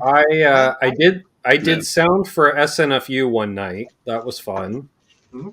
And maybe one phase I watched DOA. Buddies were opening for DOA just a few years ago, and they were playing, and I stood 6 feet in front of Joey Shithead, basically just out of spit range, because he slobbers all the time to the point where he's got a face cloth, towel, whatever, sitting on his amp head, wipes his mouth after every song, stomps on his Boss tuner on top of the amp head, checks his tuning, stomps it again, slobbers another 3 minutes, wipes the face, and I'm just like, yeah, I'm out of the splash zone on that one. And that was the same night I was hanging out with Dan Aykroyd's brother. He bought me a drink, and that was weird because he acted like he knew me, and I'm like, I don't know, I know who you are because you look just like your brother, but if you want to buy me pints, feel free. But I played in a punk band for about 10 years. We were called the Fed Ups, and I got to open for Agent Orange. Oh, that's a cool band. That was like a Southern rock or a Southern California punk kind of thing. They're kind of surfy, aren't they? Yeah, and I got to open for Jeff Dahl, who was in the Angry Samoans for a little while. And, another name I haven't heard, but I go see. I got to open for My Life with the Thrill Kill Cult. Remember that? Oh, that's a weird. That'd be a weird matchup. Yeah, that was a weird one. Yeah, and I got to open for Dr. Chud, who is the original drummer of the Misfits. So he had the little hair thing coming down and everything. And they dressed like it was Halloween every night. And they liked us, and they were like, dude, follow us to the next show, man. They wanted us to get in our car and go to the next and follow them on tour. And no. I got to go to work tomorrow. Like an hour and a half, 2 hours before every show and an extra hour afterwards to get out of this shit? I mean, come on. I guess that's some sort of commitment to the rock and roll. The thing about being in a punk rock band, it would take 4, 5, sometimes 6 bands to put one show on. So you would show up and you never knew when your time slot was. So there was a couple of cool Phoenix punk bars. One was called Jugheads. But you would show up and you would be like, okay, well, this band put the whole show together, so they're probably going to want to be the 11 o'clock. but you just never really knew what time your time slot is. So you would just show up and start partying, and then finally they'd say, "Okay, you guys are next." And so it was kind of fun that way. Very spontaneous. Got a few guys chiming in, opening for some cool bands as well. Awesome. I'd like to see the punk contingent in here. Always had a soft spot for myself, so. If you're just sitting there in front of the computer and the webcam's there, you should probably. Oh yeah. Yeah, Agent Orange was fun. So Guitar Man 45 says, "Grew up, the Mutants were like brothers." Good to know. And there's been a long history of punk coming out of the Detroit area. Jeez. When thrash metal came around, that Metallica Ride the Lightning, and then Slayer, and then Anthrax, and Exodus, and Raven, and all that shit hit the fan, I was done with everything else. It was just balls deep. Maybe, of course, you had your Iron Maiden, your Judas Priest, your Accept, your Scorpions. I mean, there was some substance to the meal, but thrash was it. And then Pantera came along in 92. Well, no, they came along in 89, but they really got traction in 92. Yeah. I believe I have my favorite ever concert, 1992, Pantera at the Commodore. That's the night that, if you've ever watched the Vulgar video, when they shaved Tommy Lee's head, that was at the Commodore in 1992. November. Legendary club. John DeShane is not a big punk guy. He's a little punk guy. No. What punk rock did is it gave you, if you were having a bad day, it gave you a way to go and release some energy. It wasn't violent. It just gave you any angst that you have because you just got whatever, you're mad at your boss or whatever it is. It gave you a little outlet to let out some problem was energy, it wasn't very know? complicated. It didn't have a lot of essence to it. You know, it was like right. Yeah. Just sliding up and down those power riffs and just keep fucking giving her, for sure. Yeah. And an open, loving community. You sit and go, like Metallica's Orion, right? What a beautiful song. That Cliff Burton, fucking bravo, brother. Cheers to him. Oh, we need a drink. Anyways. Yeah, but there were punk bands that did interesting things. Look at the Clash. Sure, but they almost bridged into pop for a moment because I heard the Clash. Of course they did. Yeah. Right? Yeah. But, you know, punk is a big umbrella. There's a lot of variety in there. It really is. Yeah, that's like rock or metal or whatever. Yeah. And most people nowadays think of punk and they just think Green Day and everything that came after it. Yeah. No. I think the Ramones. Yeah. For me. There was a good push of Teenage Head. In the Teenage Head was a killer band. Late 90s, early 2000s. That whole Slipknot, Mudvayne, fucking Korn for metal, you know. And you had Dimebag doing his Damage Plan stuff, and it didn't suck. But it wasn't like the early 90s. The early 90s was just rock and roll fever in this city.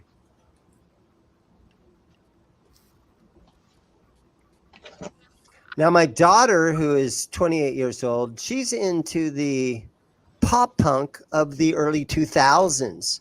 So Fall Out Boy, Simple Plan, Newfound Glory, A Day to Remember, all that kind of stuff. And because I hang with my daughter, I got to know that kind of stuff. And it's really not, it's not bad music. It's really good stuff. It's all a lot of good positive outlook on everything. It wasn't gloomy like the 90s. Mm-hmm. Right. It was fun, It's and kids right. were skateboarding and they were meeting girls, and it was kind of fun. The pop punk of the early 2000s. Skater girl thing. Dare I Simple say Plan, Avril? stuff like Is that. that- All yeah. American Is Blue Jay still Jazz. here? 7 or 8? I said Avril. Yeah. Avril Lavigne. And the boys from Ajax there, what's the name? Treble Charger's their manager. Buddy from Treble Charger became their manager. And that's why Treble Charger stopped touring, because he Some 41. I mean, Some 41, that's it. Yeah. They're at Ajax. Bunch of suburban kids. I wasn't into the music, but I was like, at least there's guitars, and it's the only thing out there with guitars. And girls on skateboards and all the jobs. Well, that too. I'll buy into that for $1. This is an Avril Lavigne Tele. Dad, there we go. Tele. The Avril Lavigne, all it has is it has a little skull and crossbone at the 12th fret. But this one somebody has modified and has put a Seymour Duncan blackout in it. And so it's a single pickup. And under the 5-way switch, or it was a 3-way switch, that's where they've hidden the battery. Oh, yes. Uh-huh. I would play that.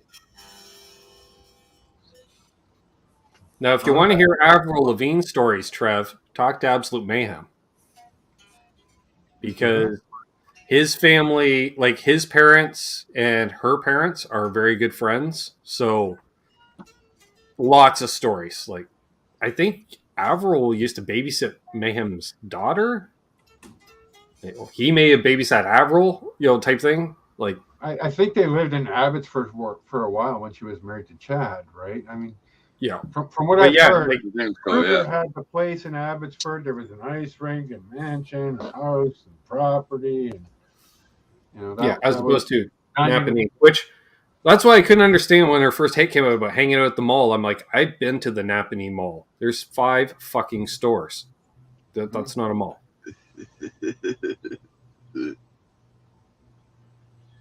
Oh, cool. Schecter. Sinister Gates. That's quite the inlay. It was too goldy for me, but cool. I'd say that's probably the opposite of any all guitar of I've it ever stuff, bought. I mean, that was a good push too. That was part of that. Oh, you fell for the speed trap. See, I used to work in Napanee, so I know there's a speed trap literally 5 kilometers outside of Napanee. So Doug was probably headed east before 4 p.m. And there's a speed trap right there. Tremonti. Mark Tremonti. Nice. So how does that tremolo work? You hit that one without it going out of tune? Oh, probably it's a PRS. They're all engineered and stuff. Look how straight those strings go through. So does that scale length fuck you up a little bit? I'm not a fan. Kind of in the middle, right? Not big, not small, just in the middle. Yeah. I haven't played a PRS yet. I like the birds, and I'm also a fan of the. They play really nice. I light. just don't like the way they sound. I don't know. I just never bonded with one. I don't know if have I ever plugged one in. That's a question. Like, I played a bunch of them, but I don't know if Yes, I must have played Rory's SC plugged in. Nice. I almost bought one. John Mayer. There you go. Yeah, but he needed some money, so I was going to snag PRS off him a few years ago, and then he wanted like $200 more, and I was willing to pay.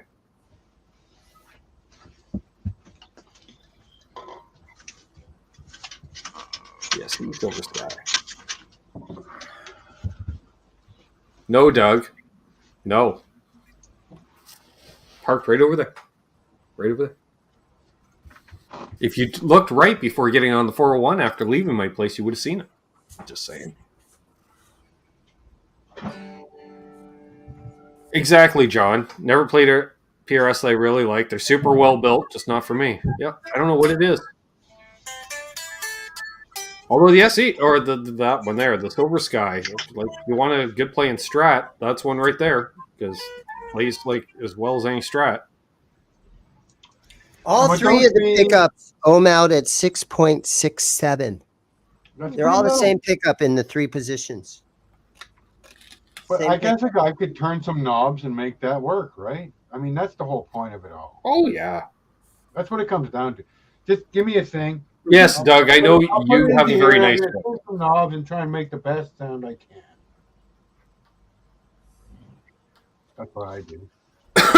Oh, yeah. Oh, and then, Oh, and then Bo just says, I got a lot of PRS 10 tops from the 90s, early 2000s.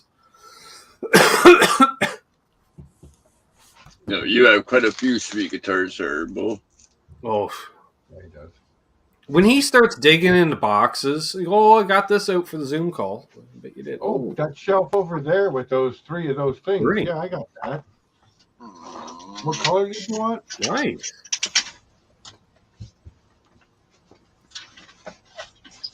Yeah, Bernies are cool.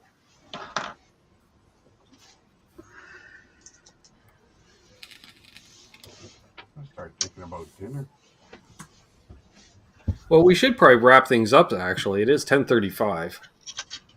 We've been going for a while here and then some. So, one last guitar to show off here by Dane. Look at yeah, that's got all the strings. That's this is the Chris. What's this? Oh, come on now.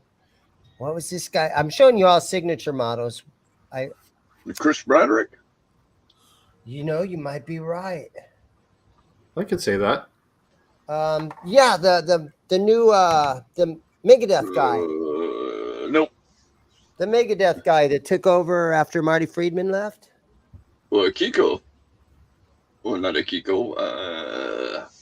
Oh, Jesus. We have Fishball Ultimate with Chris Broderick in the chat.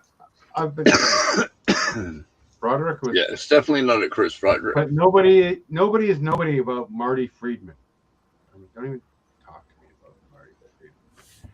No. The guy. I dug Marty. He's a master. He's a master. Just to be able to speak fucking Japanese, put the guitar down. Doesn't matter, right? Are you kidding me? Mm-hmm. True. Beyond Ichi the approach that's really anybody else know anyone else who comes up from under when they're playing the guitar like Marty does? Oh. Yeah, he's got a totally weird picking technique. One of them. Yeah, I know. I watched a video and it's like, how does he pick like that? He's coming at it and he's got some attack. It's very aggressive too. Attack, but he controls it like a fucking. Right? I know, but it's, Like, it's how very does aggressive. he have like some form of carpal tunnel or something in his right hand? It's totally weird. It's very odd watching. It works for him. Right. That's a nice one, Dane. Larry Carlton Sire. See, I want a semi-acoustic just to sit around and play unplugged. You know? That's a nice one. I kind of want an Epiphone ES 335 or some kind of thing, Gretsch or whatever, something. Yeah. And not even plug in and just play and have it ring out a little bit better than a solid piece of computer. Billy's like, I got a guitar for that. Yeah, that's it right there. That's the finish I want. The back over. Nice, Billy. That's happy. Beauty. That's is that a newer? Yeah, that's got the newer headstock too, doesn't it? Yeah, it's a new one. Yeah, nice. Cool. Yeah, see, that's a dandy right there. And Chunky neck. If you yes, like you can break the headstock off, but guess what? It'd be like Richard Shanahan, break your headstock off twice and repair it, and it still plays great. Because he has. One time the strap lock or strap button broke, fell down, broke headstock. The second time he was asleep on the couch in the studio holding the guitar. Guitar fell out of arms while asleep, fell onto the floor, broke headstock. Fortunately, was done for the studio use at that time. So again, would you Well, spend I time like putting it together? I mean, I would. That's the kind of guy I am. I mean, hell yeah. For the experience points, I would try and see if I can make it go again. And they have a fairly flat radius on the fretboard too, as I recall. Quite flat radius.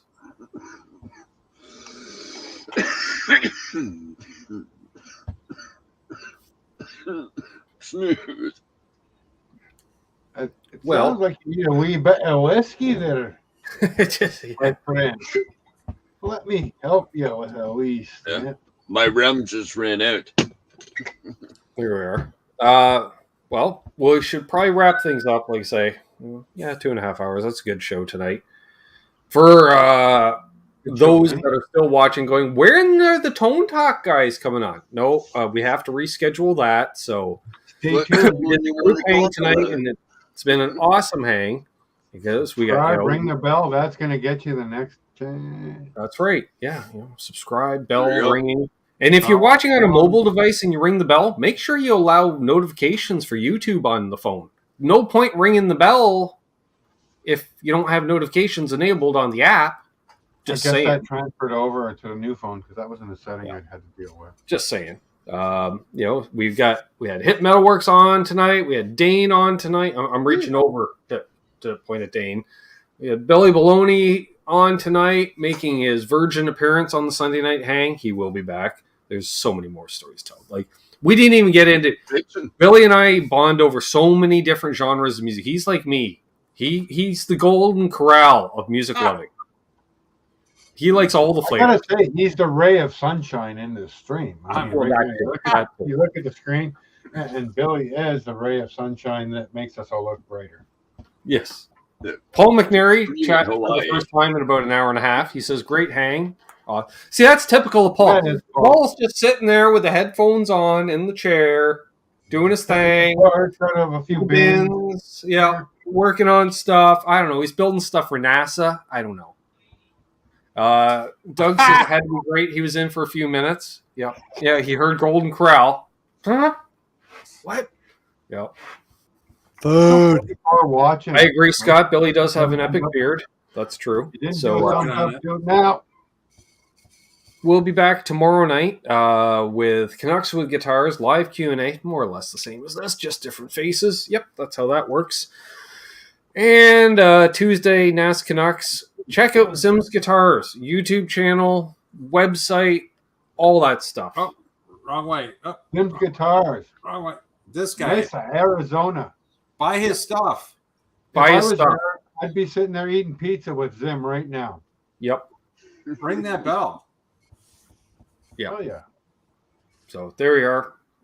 Ben, thank you for having me on, Ben. Oh, always a pleasure, my friend. Send me up anytime. Bring me in whenever you want. Awesome. Thanks, Ben. Will do. We got the Zoom call coming up this week if you're a channel member or a patron, plus another exclusive video. I built something. That's all I'm saying. I built something. So it'll be out, I think, on Tuesday. We'll say. Got the business meeting this week. We'll be talking about that. Well, we'll be talking about that next week. Don't know who the guest is next Sunday. Hey, Aaron, right at the last second. Just dipped in nice right at the end. Nice meeting you guys. Bill, Hip Metalworks. Hip Shot Metalworks. What is it? Hip Metalworks. Not Hip Shot. Hip Metalworks. And Trev. Good to see you. Campbell made a comment there Good about to the see last you time today. you sent pizza to Zim. It didn't work out well. That's because you weren't there. Yeah, got to be there. Oh, great, Doug. Great. So, there we are. So, on that note, I've been Ben. You've all been you. That's how it works. I'm always me. You're always you, Trev. Always. I wouldn't want any Yes. Trev. Yep. Be cool. Yeah. Be well. Be good. As always, hold those doors open. Let Doug's wife in ahead of you in traffic. Happy Labor Day, those that celebrate it. If not, just celebrate it anyway. I'm sure it'll be fine. Be good to each other, and probably Dale Palmer at the end. He's been waiting 2.5 hours. No, he's probably asleep. All right, peace, folks, and don't litter. God bless.